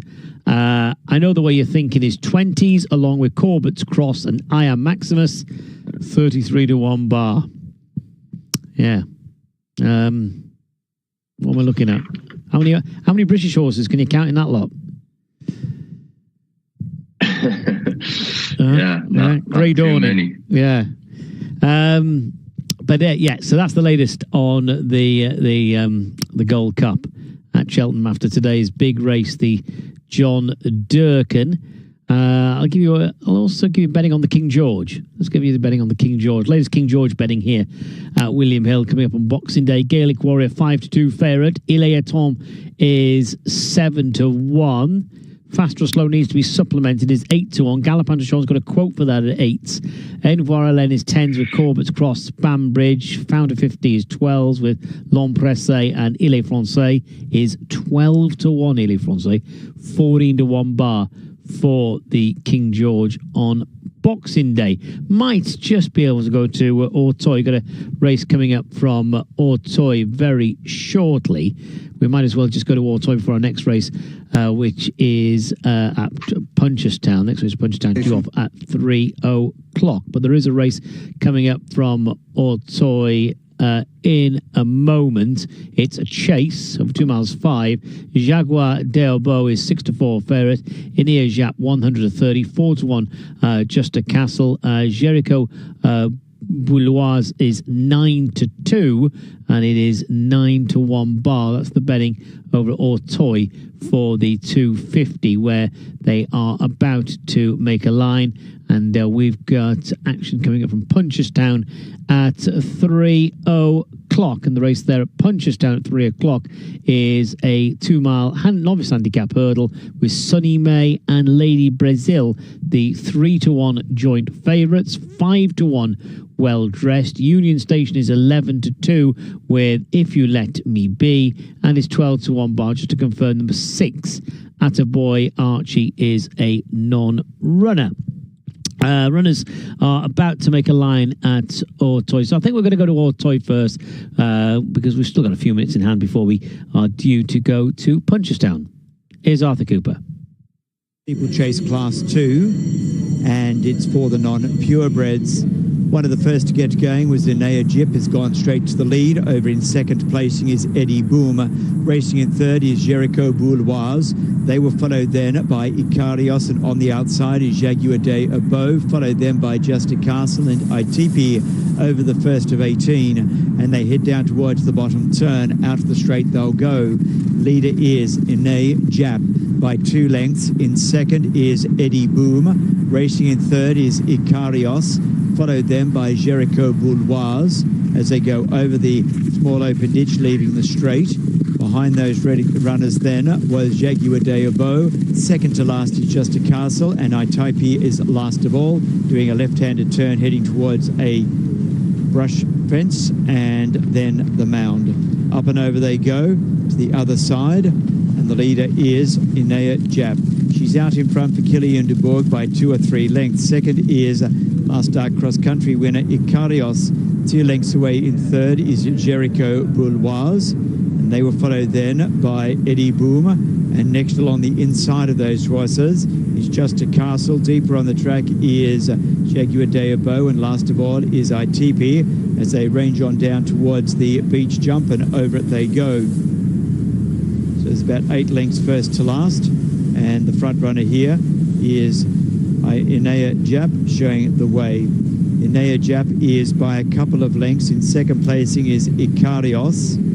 They were followed then by Jaguar de Abo on the outside, along with also Eddie Boom. Down on the inside, Justa Castle, followed then by Jericho Bouloise. And last of all is ITP, but not much between first and last as they approach the bullfinch. And the leader's gone. The leader has gone at that one there. Inea Jap didn't handle it at all. Don't know whether he really knew what he was going through, and screwed to the right and brought down the rider. And Killian de Bourg, horse appears to be quite okay. And so left out in front now is Icarios. So Icarios in front. Second is Justa Castle. About 3 lengths away in third placing was Eddie Boom, and they were followed then behind those horses by, on the far side, Jericho Bouloise as they go over the double barrier, Jaguar de Beau, and last of all is ITP heading down the straight. Leader, Just a Castle, is now out in front for Mathieu Chalilot, goes over that hurdle. In second is Ikarios. In third on the far side, Jericho Bouloise, followed then by Eddie Boom. On the far side is Atipi, and last of all is Jaguar de Beau. So opening up with the break now is Just a Castle as they range up down towards the water jump. Over it they go. Ikarios over it okay. Remaining runners all over it. So 6 of them have gone over that okay. And the front runner here is showing the way, Just a Castle. Just a Castle out in front and doing along nicely. Is actually a maiden, this horse. He's had 15 starts and 7 minor placings, a third in a steeplechase course distance and class back on the 6th of November during International Weekend. He comes down towards his next jump. Over it he hops, and Just a Castle is clear. Ikarios is in second placing, a last start cross-country winner, the country track. In third placing then is ITP, who has improved his position. Followed on the outside, Jaguar de Beau, and then came Jericho Bouloise toward the rear of the field, along with Eddie Boom the inside. So over the brook they go. Just a Castle still has a huge lead, probably 10 or 12 lengths now. In second placing Ikarios, followed by ITP as they range up down towards the big open ditch. Over they go. So Just a Castle, Ikarios have cleared it. In third is ITP, followed by Eddie Boom, Jaguar de Beau, and last of all is Jericho Bouloise. Brick Fence is next as Just a Castle draws on down towards it. Over it he hops. Ikarios gives chase. In third is ITP. They were followed then, after a gap in the field, to Eddie Boom. And then on the outside, Jaguar de Beau still has to make up about 10 lengths at this stage of the race, but she is starting to improve as they go over the hurdle. That's 3 out, where it is Just a Castle beginning to short stride quite noticeably. Ikarios has done the chasing throughout. ITP is in third, and now Jaguar de Beau continues to improve. Then Eddie Boom, forget about Jericho Bouloise, heading towards the home turn. They're about to straighten up. Just a Castle coming down to 2 out, the double barrier. Ikarios in second. They were followed then by ITP, and on the near side, Jaguar de Beau has steadily just improved, and she joins in quickly. She takes the lead as they go over the second last. Jaguar de Beau, ITP in the center. They were followed on the near side by Eddie Boom, also staying on. Ikarios was next, and Just a Castle drops out, down towards the last hurdle. Up and over goes Jaguar de Beau. She is clear of in second placing ITP, and she's stretching away. Eddie Boom bobbing up and down in the one spot, Just a Castle, and then came Ikarios, but it is an easy win for Jaguar de Beau. Olivia Jewin rode that horse to perfection. Jaguar de Beau is first. Second home has gone to ITP. Third in the race to Just a Castle coming again. Yeah, thanks to Arthur Cooper there, winning number 6, Jaguar de Beau. Second, number 5, ITP, and I think it was close between Just a Castle, number 2, and number 4, Eddie Boom. That was that race there over at Auteuil. Was that an AQPS race? I don't think it was a thoroughbred race. I think it was an AQPS race there at Auteuil. Now let's move across to Punchestown. Got the 3 o'clock race coming up. Novices handicap hurdle. It's over 2 miles and 1 furlong. Well dressed, 3-1 favourite. Lady Brazil, 130, 7-2 Sunny May, 5-1 Bar. I see well dressed now. Will Kennedy is 11-4. Sorry, my fault. Yeah, well dressed, being nicely backed. 3 solid runs to get a mark of 113. Definitely looks like a very, very workable mark. The form of when he was second to Rainbow Trail has been franked, and I think I thought well dressed was a big player here, and interesting that the money is coming. Lady Brazil won on its last run of last season, gets a mark of 109, and Henry Drumhead's horses are flying. So I think they're the top. They're the two. I think Lady Brazil is top of the market, but well dressed from the Yard to Yard, and like I say, a couple of solid efforts to get an opening mark of 113, which is very workable. Okay, and your thoughts on this race, Alistair? Yeah, dangerous race because the main protagonists, apart from Sonny May, of course, are handicap debutants, so an element of guesswork. Obviously, Henry de Bromhead's horses are going really well, including first time backs. We'll go with Lady Brazil. She'll need to improve, mind, because the maiden she won wasn't any great shakes, but she's got a good pedigree, and hopefully she can progress. Union Station's quite interesting. He's off marker 120, and he pushed a horse close in his final maiden that is now rated 129. So that mark, even though he's got top weight, that mark looks okay, but he's sort of not really going anywhere in the market. So how much confidence there is behind him, I don't know. So Lady Brazil for me here, Darren. Okay, Lady Brazil is 100 to 30. That is the second of favourite. 11 to 4, well dressed. Sunny May is next in a 7 to 2. Union Station 11 to 2. 6 to 1 If You Let Me, and it's 11 to 1 Bar. Starters on the rostrum. Back to call them in for the 7th race of 8 here at Punchestown this afternoon. If you're just joining us, basically, where have you been? And the John Durkan Memorial Punchestown Chase, that went to Fact to File. That was the big race of the day, and is outright favourite now for the Cheltenham Gold Cup. Well, we have got months to go before that. Let's go to Punchestown then for this novices handicap hurdle. Well dressed, the 11 to 4 favourite. Starters about to call them in. They are about 100 yards away from the tape at the moment, walking towards the starter. There's a lot of looking around. Yeah, I hope they might be getting hurdles out. Oh, here we go again. Is it the old current bun? The old current bun causing problems here. The sun.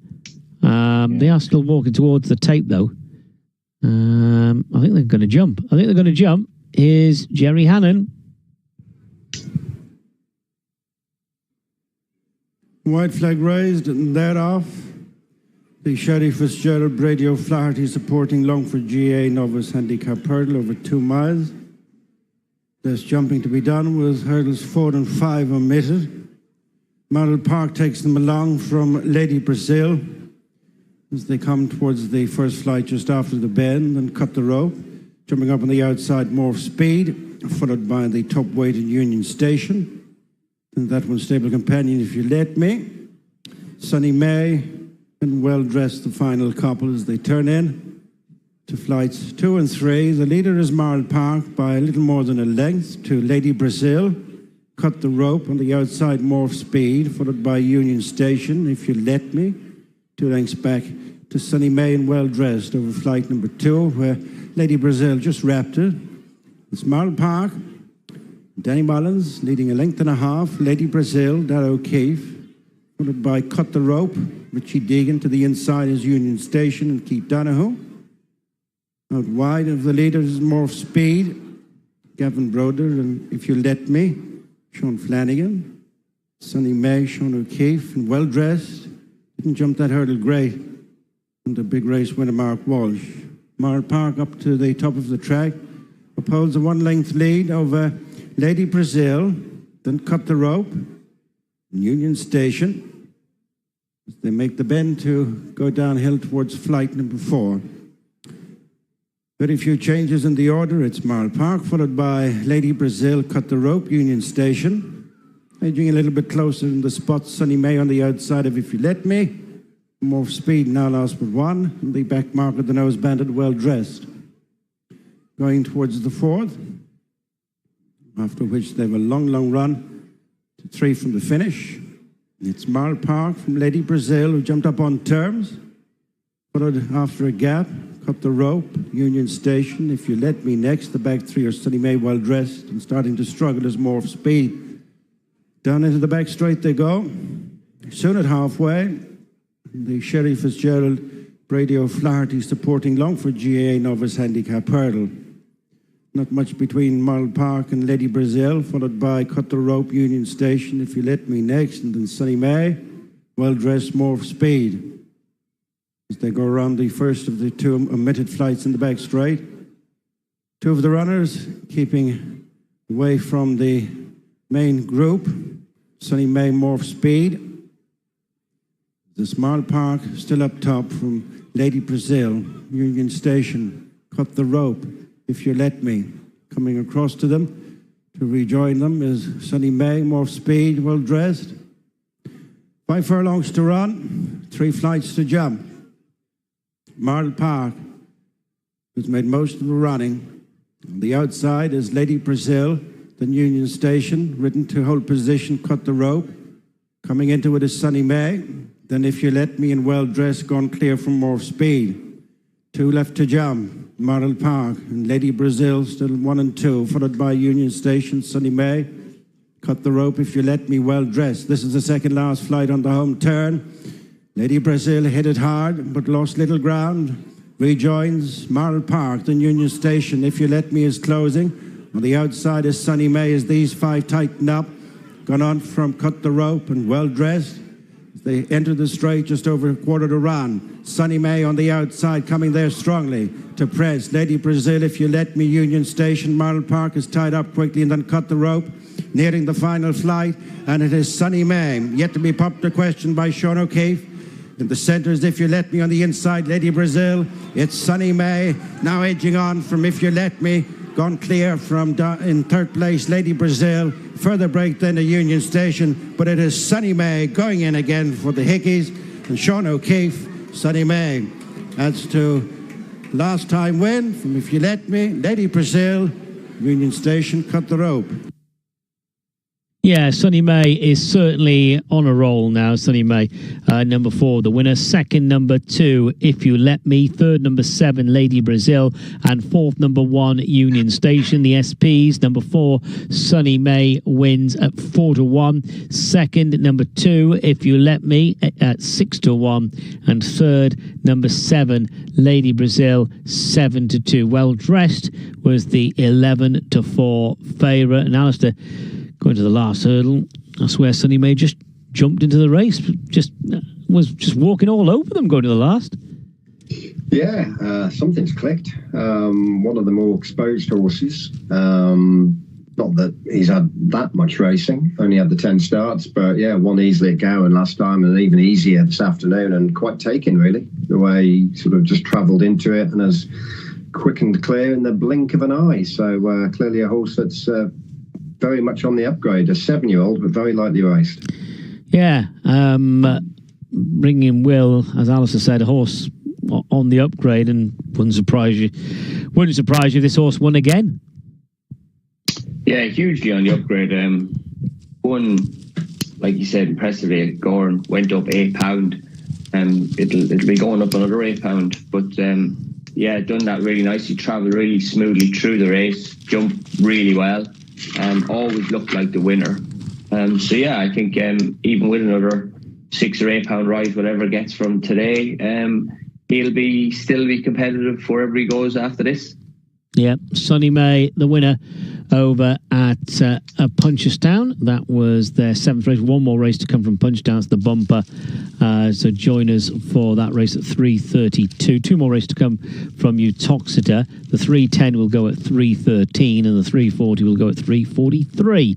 So we are focusing now on Uttoxeter's next race. This is the 3:10. It's over 2.5 miles. Non-runner is number 5. That's Hidden History. Runners are down at the start. It's 130 Coastal Rock, Feed de Roi 7-2, Eland at 9-2, 11-2 Ballybeg, 11-2 about Wolf Spear, with Panhandle Slim 7-1 and Carbon King trading at 20-1. Joint favourites here, Alistair, are Feed de Roi and Coastal Rock.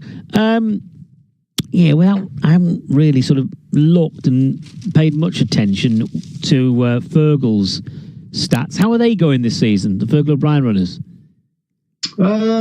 So. really. Not having the best of seasons, I don't think. Slow start? Slowish start? Pardon? A slowish start then, by their standards. So saying that, they've had 3 of the last 6 runners have won. All right, okay. So they're not in bad form, of course, including Horace's Pearl, who looked a nice horse at Huntingdon the other day. But yeah, just, they've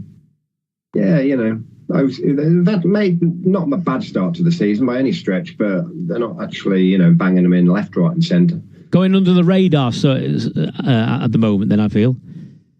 Yeah, I mean, Dysart Enos was a bit of didn't run badly in the Great Wood by any stretch, did she? But they expected more of her. But yeah, a yard that will come good eventually. They're better horses anyway. Yeah. Well, they've got Fianna Roy here and disputing favouritism with Coastal Rock. Yeah, this is most of these have got a good bit to prove, including Field de Roy, who not least his stamina really, because a lot of his form is over shorter. Coastal Rock didn't run. Ran pretty ordinarily at Ayr, it has to be said, but did go off 11-8 favourite on his debut for Ollie Murphy. So clearly they expected better from him. I'll take a chance on Yeeland, who, her horses, Jenny Candish, are in decent nick. And this horse has been likeably consistent since sent into handicaps. Probably handicapped about right, in fairness, but I'll take a chance on him in what is a very tricky race, I think. Yeah, that is Yeeland, who won last season at Newcastle and Haydock, and is currently at 5-1. Let's bring in Will Kennedy. Yeah, well, Coastal Rock has had only had the 4 runs and for 3 different trainers. So, look, he may improve for his first run for Ollie, but it was definitely disappointing up at Ayr. Fianna Roy won in his first start for Fergal over 2 years ago and has struggled since. First run this season, sure to improve from it. And he's on probably a bit more of a realistic mark now. So I can see him being competitive. But the other Ollie Murphy horse in this interests me, Wolf Spear. He's a horse that runs really well fresh. He has won over course and distance. He's got Ollie Murphy's conditional on board, claiming £7 off, who has ridden 5 winners from 7 rides in November. Takes over from another guy who was attached to Oliver or to Ollie last season, and this horse just runs for a young lad or an inexperienced rider. And I think Wolf Spear, he's been nibbled at a little bit as well. I think he could maybe overturn the whole lot of them. Okay, Wolf Spear, interesting shout there from Will Kennedy. At 11-2, runners then about to make a line. Alistair, just bringing Alistair once again. Ballybeg, could you see a decent run coming here from Ballybeg? Kerry Lee, I've got a lot of time for the stable. I have, absolutely. I think she's a great trainer. But yeah, ran better known as a chaser these days, Ballybeg, isn't he? And he's obviously had his issues, and he finished tailed off on his return to hurdling here only last month, and he normally goes well at this track, so that was a worrying performance. Couldn't back with any confidence after that, I don't think. No, I mean, the case that I was going to make for this horse was the fact that he's coming down in the handicap now. He's better known as a chaser, as you say, but does seem to go really well in the softening ground. Freddie Gordon takes off a useful £5 claim. I just thought there was maybe a little bit to like to give him a bit of a squeak today, Ballybeg, at the prices. He's 11-2 in what is an open race. Right, flags up. Let's go to your Toxter. Here's David. They're off in the Paul Webb sexagesimal handicap hurdle, 2.5 miles, and Ballybeg in the change of silks, leading Panhandle Slim on the run towards the first. Fils de Roi is in 3rd position. Getting over that. Yelland, the yellow and blue checks on the inside. Carbon King, then the white-faced chestnut Coastal Rock held up and only got 1 behind, and that is his stablemate, and that is Wolf Spear under Lewis Saunders. So in between the 2 hurdles over in the back, and it's Freddie Gordon and Ballybeg leading the way to Panhandle Slim in 2nd. Fils de Roi, the best turned out winner, in 3rd spot. And then Carbon King sharing the next position with Yelland as they clear their second. And Coastal Rock on the outer under Sean Bowen, and Wolf Spear is last of all. So they've taken their first two, a little under 2 circuits for this 6th race on the card. And it is Ballybeg, who last won a race at Ludlow at the beginning of January. Panhandle Slim, the outside under Charlie Maggs, with Jonathan Burke in the yellow and red stripes, Fils d'Oar for the yes-no wait sorries in a close third. And then being tracked by Carbon King. And Yelland, who won his races at Newcastle and Haydock earlier in the year, returning to action today, is just in 4th position. And the last two, Coastal Rock and finally Wolf Spear. So about to turn into the home straight and still on the journey to flight number 3 of the 10 in the Paul Webb sexagesimal handicap hurdle. And Ballybeg, the white sleeves on the inside of Panhandle Slim, who jumped that well. Fils d'Oar in 3rd place. Connor Ring and Carbon King next. And Yelland on that one's inner, with the Ollie Murphy pair in 6th and 7th positions. Coastal Rock and Wolf Spear. The 2-time course and distance winner, Ballybeg, striding on towards the middle hurdle in the straight, just keeping a little bit apart from the others on the inside of the course. Panhandle Slim is almost on terms on the outside, with Fils d'Oar waiting in behind in 3rd.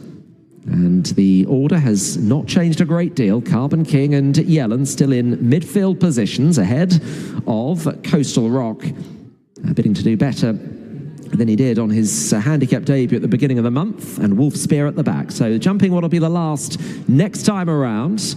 Now a 9-year-old, Ballybeg, leading by a length to Panhandle Slim, 1 circuit to go. Fils d'Oar has always been in 3rd, Yelland holding the inside of Carbon King. Whole field separated by 6 lengths. Coastal Rock and Wolf Spear yet to be put into the race. So they've completed their first circuit, going out on their final one, running to flight number 6. Ballybeg, Panhandle Slim, side by side coming into this. Yelland made a mistake at that. Hasn't stopped him running, but he wasn't very fluent. Fils d'Oar still in 3rd place, ahead of Yelland in 4th, Carbon King and Coastal Rock, and lastly, Wolf Spear, running towards their 4th last flight. Ballybeg and Panhandle Slim, Freddie Gordon and Charlie Maggs, 2 conditional jockeys, followed by Fils d'Oar and Jonathan Burke in 3rd, getting over the final one in the back, and then Yelland, Carbon King, Coastal Rock and Wolf Spear, everything travelling okay within themselves. 3 flights left to jump from here. Long run in between 4 out and 3 out. Kerry Lee's Ballybeg on the inside of Panhandle Slim, still 1st and 2nd. To the outer now is Fils d'Oar. Yelland is on their tail. Yeah. Coastal Rock just threatening to get into the race for the first time on the inside of Carbon King. And Wolf Spear is nudged along at the back. Wolf Spear coming under pressure. A bit to do from there. Ballybeg has gone on by just under a length to Panhandle Slim in 2nd. Fils d'Oar the outside. They are being tracked by Yelland and Coastal Rock. From Carbon King, and a break to Wolf Spear. 3 left to jump then, turning for home. Fils d'Oar trying to come and challenge Panhandle Slim and Ballybeg as they take the 3rd last. Ballybeg and Panhandle Slim just to Fils d'Oar. Then Coastal Rock. Yelland is flat-footed. Coastal Rock is in 4th place. Ballybeg is trying to power on here, but Fils d'Oar and Coastal Rock are staying on well as Panhandle Slim weakens. Ballybeg the inside, Fils d'Oar and the running on Coastal Rock from Carbon King trying to stay in it as they get to the 2nd last. Ballybeg is nothing if not game the inside of Fils d'Oar.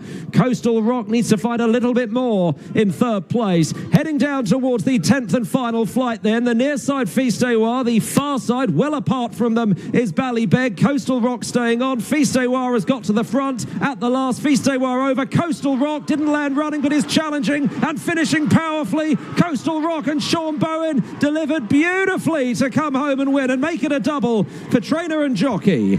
Coastal Rock to Fils d'Oar. Ballybeg a game 3rd, clear of Carbon King. Yeah, victory goes to number 8, Coastal Rock at 100-30. Second, number 3, Fille de Roi, 3-1 favourite. Third, number 1, Bally Beg at 11-2. Yeah, I thought Fergal was coming to collect that race there, Will, with Fille de Roi, but he's been done by Coastal Rock, and what can we say about Bowen and Murphy?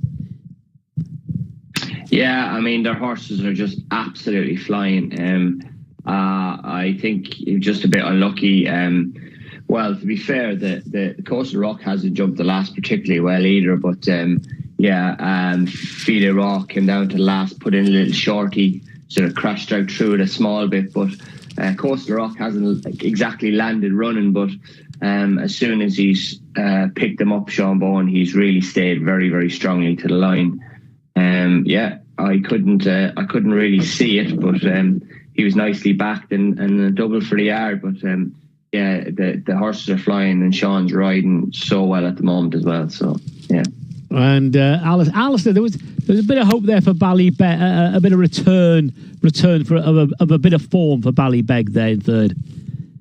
Yeah, he ran well, didn't he? Didn't help himself by lugging left, but it was a lot better and a far more encouraging run than last time out. And he probably does need a good bit of soft ground these days. And Coastal Rock riding like a man possessed at the minute, isn't he, Bowen? Yeah. Unbelievable. In my opinion, he should be voted Welsh Sports Personality of the Year. Don't you think so? Do you? Yeah. Who would you vote for from Wales? Mark Williams. What does he do then? Play snooker? Play snooker? What does he do? He just won the Champion of Champions. As a pub game. At the age of 74. It's a pub game. It's a pub game. I'm on about a sportsman here, jockey. What? Don't you like snooker? It's all tongue-in-cheek, Alistair, all tongue-in-cheek. I thought you were winding me up. But hey, listen. He'd be a worthy candidate, Sean Bowen. Oh my God, yeah. Absolutely. Yeah. Yeah, he's probably as good as anyone at the minute, isn't he? Yeah. He'd be a worthy candidate. Right. No disrespect to Ollie Murphy, but he could be with a real top yard, couldn't he? Yeah. Well, yeah. Yeah.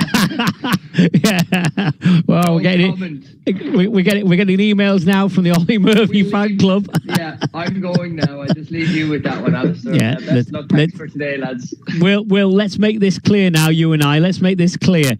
That wasn't our comment. That was from Alistair Jones, as seen in the Racing Post Weekender.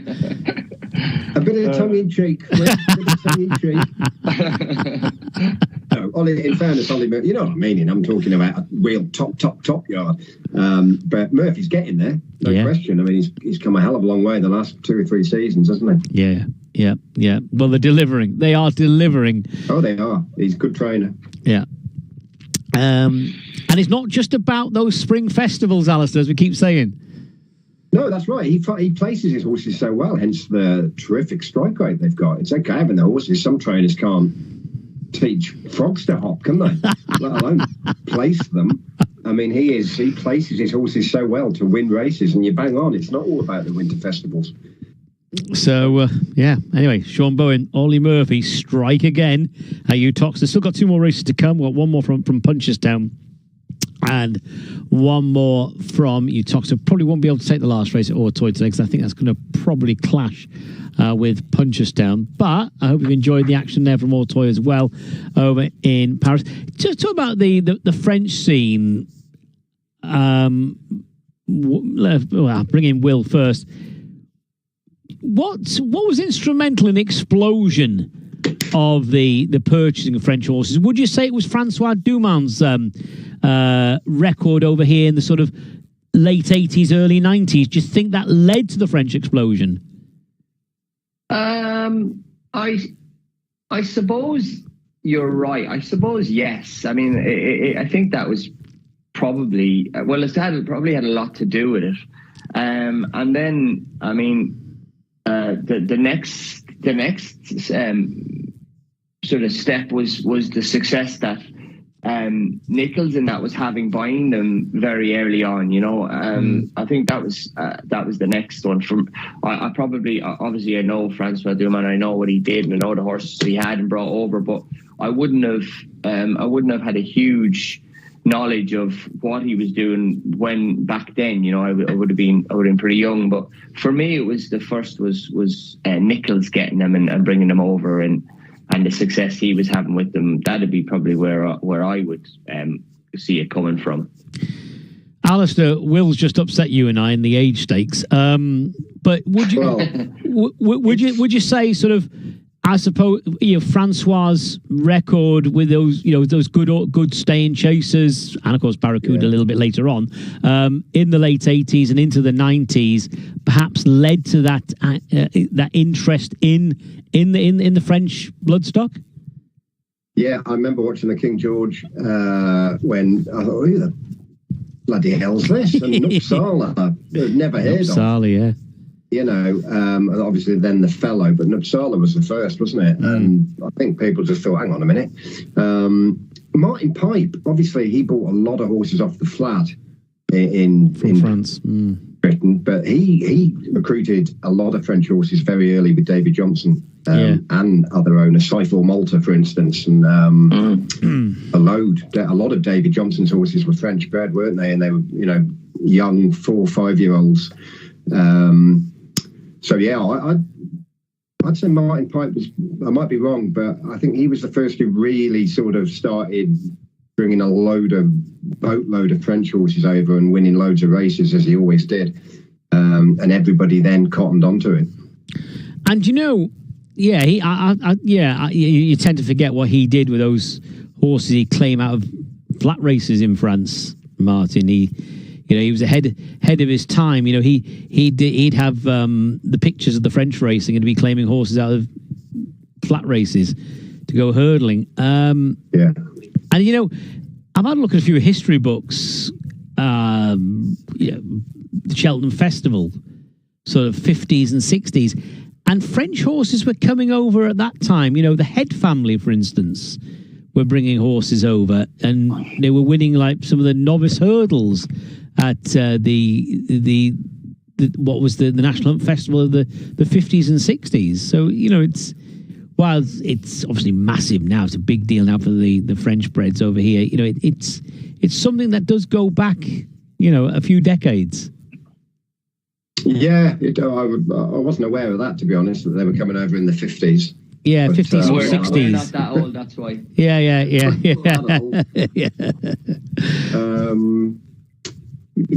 Yeah, absolutely. I think obviously Dumen's success, wasn't it, really triggered everything, though. And then, like I said, Martin Pipe really got, as he was back then, he was just ahead of everybody. He was well ahead of the game with everything, wasn't he? And him buying a load of French horses is the first real memory that I have of all these French birds coming over and joining British yards. Yeah. Nupsala. That was during the Desert Orchid era, wasn't it? It was. Yeah. He was like the bloke who shot Santa, wasn't he, Nupsala? Nobody wanted him to win, and and then the Fellow, came over, and nobody ever wanted him to win. It took him a few throws at the dartboard to get that Gold Cup, didn't it? Well, they did. Was that his third Gold Cup? A third attempt at it. Yeah. But what Adam Condrat used to get, as all the French jockeys do, even on the flat, he got dogs abuse, didn't he? And yet, what people forget is that the owner, Marquess de Thingy-Bibby, who used to have horses with Jimmy Fitzgerald, of course, Sibyllin and all those great horses. Trainglot. Yeah. She was absolutely adamant that any of her horses would never be hit more than 3 times in a race. Right, I forgot that. Right. Yeah, and if any jockey hit any of her horses more than 3 times, that was it, curtains. So people sort of forget that when Condrat used to get sort of dogs abuse for not winning this and not winning that, but he was under strict orders not to hit the horse more than 3 times. You're riding to instruction. Especially back then as well. Yeah, absolutely. Marchesa de Moratala. Yeah. Was Wasn't she a big friend of Sir Peter O'Sullivan's? She was, absolutely. Yeah. Yeah, they were big pals. Yep. Right. Everybody was friends with Peter O'Sullivan. Everyone was friends with Peter O'Sullivan. We all knew Peter O'Sullivan, though, didn't we? You know? Yeah. He was there. You know, he was there from the year dot, from when we first switched the TV on to watch a horse race. He was there. You know, we didn't know anything else but Sir Peter O'Sullivan. No, we didn't. And indeed, the BBC, obviously, they staged a lot of racing back then, and they were all iconic people, weren't they? With great judges. You know, Julian Wilson, for instance, was a superb judge. Absolutely, yeah. Bill Smith, and Tommy Stack. Bill Smith, Tommy Stack, Jimmy Lindley. Yeah, John Handmer. Yeah. John Handmer, of course, he went on to become Steve Corton's agent. He did indeed. Yeah. Right, let's talk Punchestown. Let's talk Bumper 332 race, and it's 2-1 about number 3. That is Calypso Chance, winner of a point-to-point. It was a UK point-to-point as well. Harry Swan, Gordon Elliott, they're teaming up. That's 2-1. 9-4 WB Easy, a horse with a very, very impressive pedigree. You see who he's related to. Is Soir de Gare at 3-1. 9-2 Gold in the Valleys, and it's 16-1 Bar. Let's bring in Will Kennedy. Will. Yeah, interesting. The money coming for this Gordon Elliott train. I mean, his point to point, his British point to point, it doesn't really. There's not much form to go on from it. But he's been pretty well backed against what was paper favourite, which is the Willie Mullins Shore de Grade, half brother to Stateman. I was sort of being a bit wary of him. Hood first time. He's obviously maybe a bit buzzy at home, so interesting they've stuck a Hood on him for his first run on the track. But his obviously being half brother State Man and coming from this yard, I kind of thought this is probably hard to beat, but he's very, very easy in the market. And then WB Easy for Alphamore had one run in a bumper here back in April at the festival, and that wasn't a bad effort, beating just over 9 lengths. If he takes a step forward, he'll probably be there or thereabouts. But I was going to just side with Willie's, and now that it's drifted, it's a bit of a backable price, I suppose. That's Soir de Garde at 5-2. 9-4 Calypso Chance, who won a Corbridge point-to-point, Alistair. Now, all I can tell you, I actually should have covered that race, but I wasn't there in the end. But all I can tell you about the Corbridge circuit, it's quite it's like, remember Toaster when that was on the circuit? Really stiff finish at Corbridge. And Calypso Chance won a point-to-point there. That's all I can tell you about that. Right. Yeah, why did they get rid of Toaster? Criminal. Yeah. Great. Yeah, I'll be with WB Easy here. It was a massive eye catcher in that always strong Land Rover bumper here at their big meeting. He was well off the pace, then he got absolutely mullered turning in, and he was a bit too eye catching, to be honest. If you wanted to be on him next time, second run has been a long while coming, but he's been well backed. I'll be happy to go with him for good old Arthur Moore, who doesn't have many horses, full stop, let alone many good horses. So hopefully this is another. Yeah, and good jockey booking as well. John Gleeson in the saddle, 5-2, along with Soir de Garde, their joint second favourites, that pair with Calypso Chance, the 9-4 favourite. Could be an interesting bumper, this one. It's over 2 miles 1. It's the 332 at Punchestown. Flags up. Here's Jerry Hannon. Thereof, the €50,000 Bet Victor Graduation Bonus Series bumper, over 2 miles plus, and it's Soir de Garde who takes them along, followed by Calypso Chance. A couple of lengths then to Callio and Mezzo on the outside as they race the end of almost a couple of furlongs. On the inside is Times of Wasting.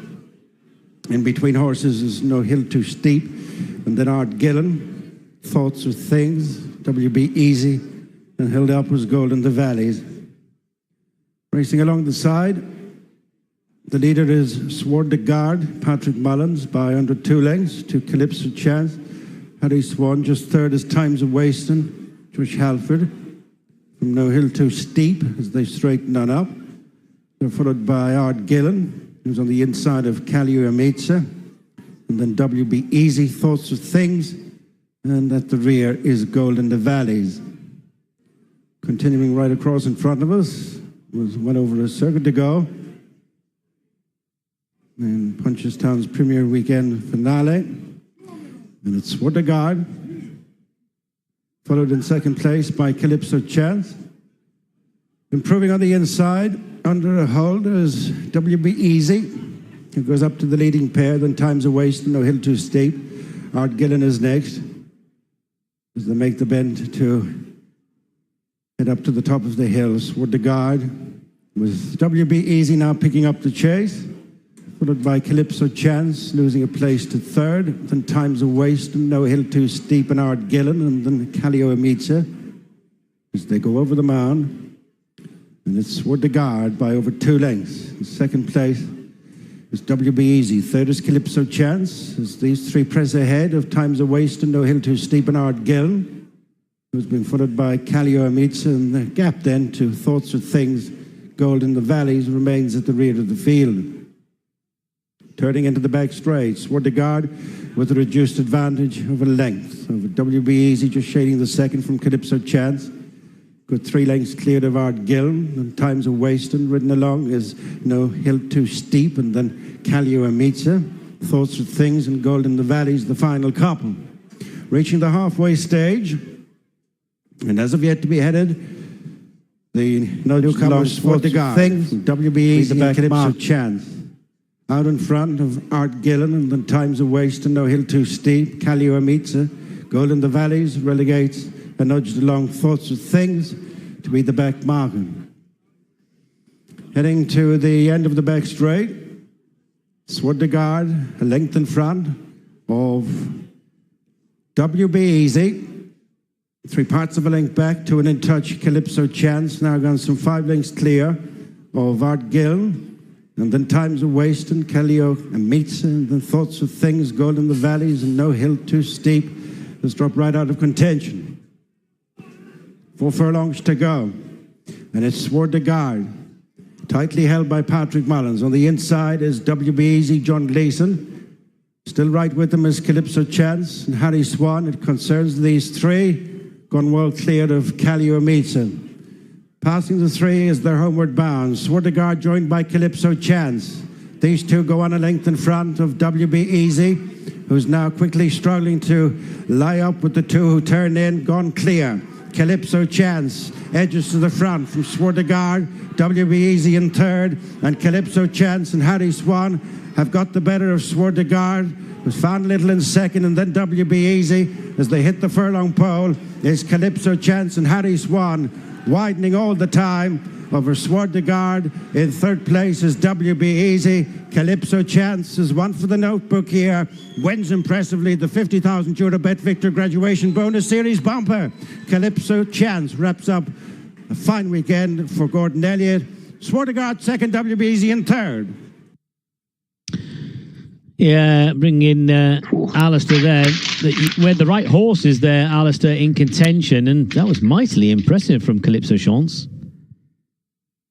Yeah, WB Easy just pulled far too hard, didn't he? So he's definitely not one to give up on. He literally pulled himself. I don't think that was by desire to race that handy, so you can be giving him another chance. But yeah, he was impressive, wasn't he? I think it was Charlie Brooks, wasn't it, who said famously that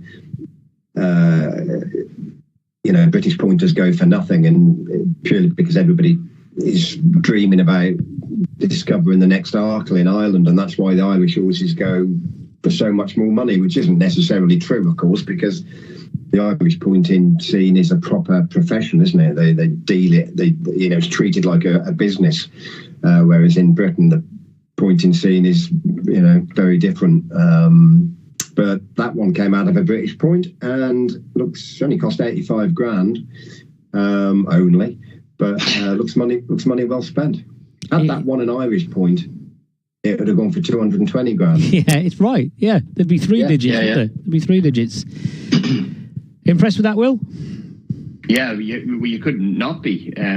He travelled nicely through the race, and off the home bend, Harry's given him a little squeeze and tap behind the saddle, and he's absolutely flown home. You said he came up a steep hill to win his point-to-point. Well, he didn't have a steep hill today, so he just turned on the afterburners by the look of it instead. It was pretty impressive. Like you said, the top three in a betting were the top three home, and he's put the other two to bed very, very easily. Yes, WB Easy was too keen, but Sir de Garde, he's ran a pretty decent race, and he's obviously nicely bred and coming from this yard who win the majority of bumpers in Ireland. And Calypso Chance has made a mockery of him. Impressive. Number 3, Calypso Chance, the 94 favourite. Second, number 5, Soi de Garde, 5-2. Third, number 8, WB Easy, 5-2. Number 7, Times Wasted was in fourth. One more race to come, and the runners are at the start for that finale. It is at Utoxeter, where Strachan is 13-8 favourite for Henry Daly and David Bass. 9-4, Diamond Geezer. Holy Legend, 9-2. 7-1, Grasshopper Time. And it's 10-1 about Potter's Jet May. The non-runners here: 1, Let's Sail Away, and 7, Skiffle Man. They are out. So it's Strachan. Let's take in a preview of this race now with Alistair. Strachan, who tops the mark here, Alistair. Latest price 13-8. Yeah, I think he'll take a good bit of beat in this horse. Obviously, we don't really know what we're going in against with Diamond Geezer, a handicap debutant from obviously a yard going great guns at the minute. But Strachan bumped into one last time at Worcester, and he was clear of the rest in chasing home Double Powerful, of course, who was absolutely hurled in off that mark that day. Obviously bolted up, but he was still won a big field handicap at Cheltenham, didn't he, last week? Safe to say that he faces nothing of that calibre or anything remotely as progressive as him. Diamond Geezer this time, down the field he's been well in found 3. in the market, but I think Strachan from a yard going really well at the minute. That of Henry Daly will take a lot of beating. Okay, Strachan, who was second at Worcester then last time, the 6-4 favourite. Let's bring in Will. Yeah, I just agree with everything Alistair said, really. I mean, a horse that beat him won at Cheltenham last week, and that was a funny race, mind. The horse, that Double Powerful that day, he did a hell of a lot of work early in the race, and they kind of gave him a lot of rope because he was doing so much, and but they never got him back, really. It was a tricky race, and but Henry Daly's horses are in fine form, and like I say, the form of that race looks out. The main danger is what's Diamond Geezer, how well handicapped is he from a yard that are flying. Like I say, we just don't know, but he'll have to go some to beat Strachan. Okay, Strachan is very much the form horse for our team of experts here, Alistair Jones and Will Kennedy. And Strachan, the 6-4 favourite. Diamond Geezer, 9-4. 5-1, Holy Legend. Grasshopper Time is 15-2.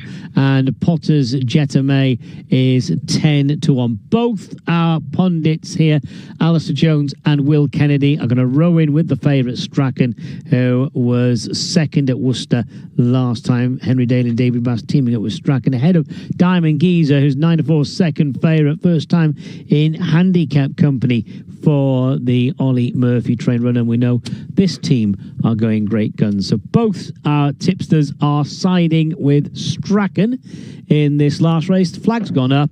Let's join David Fitzgerald now for the call.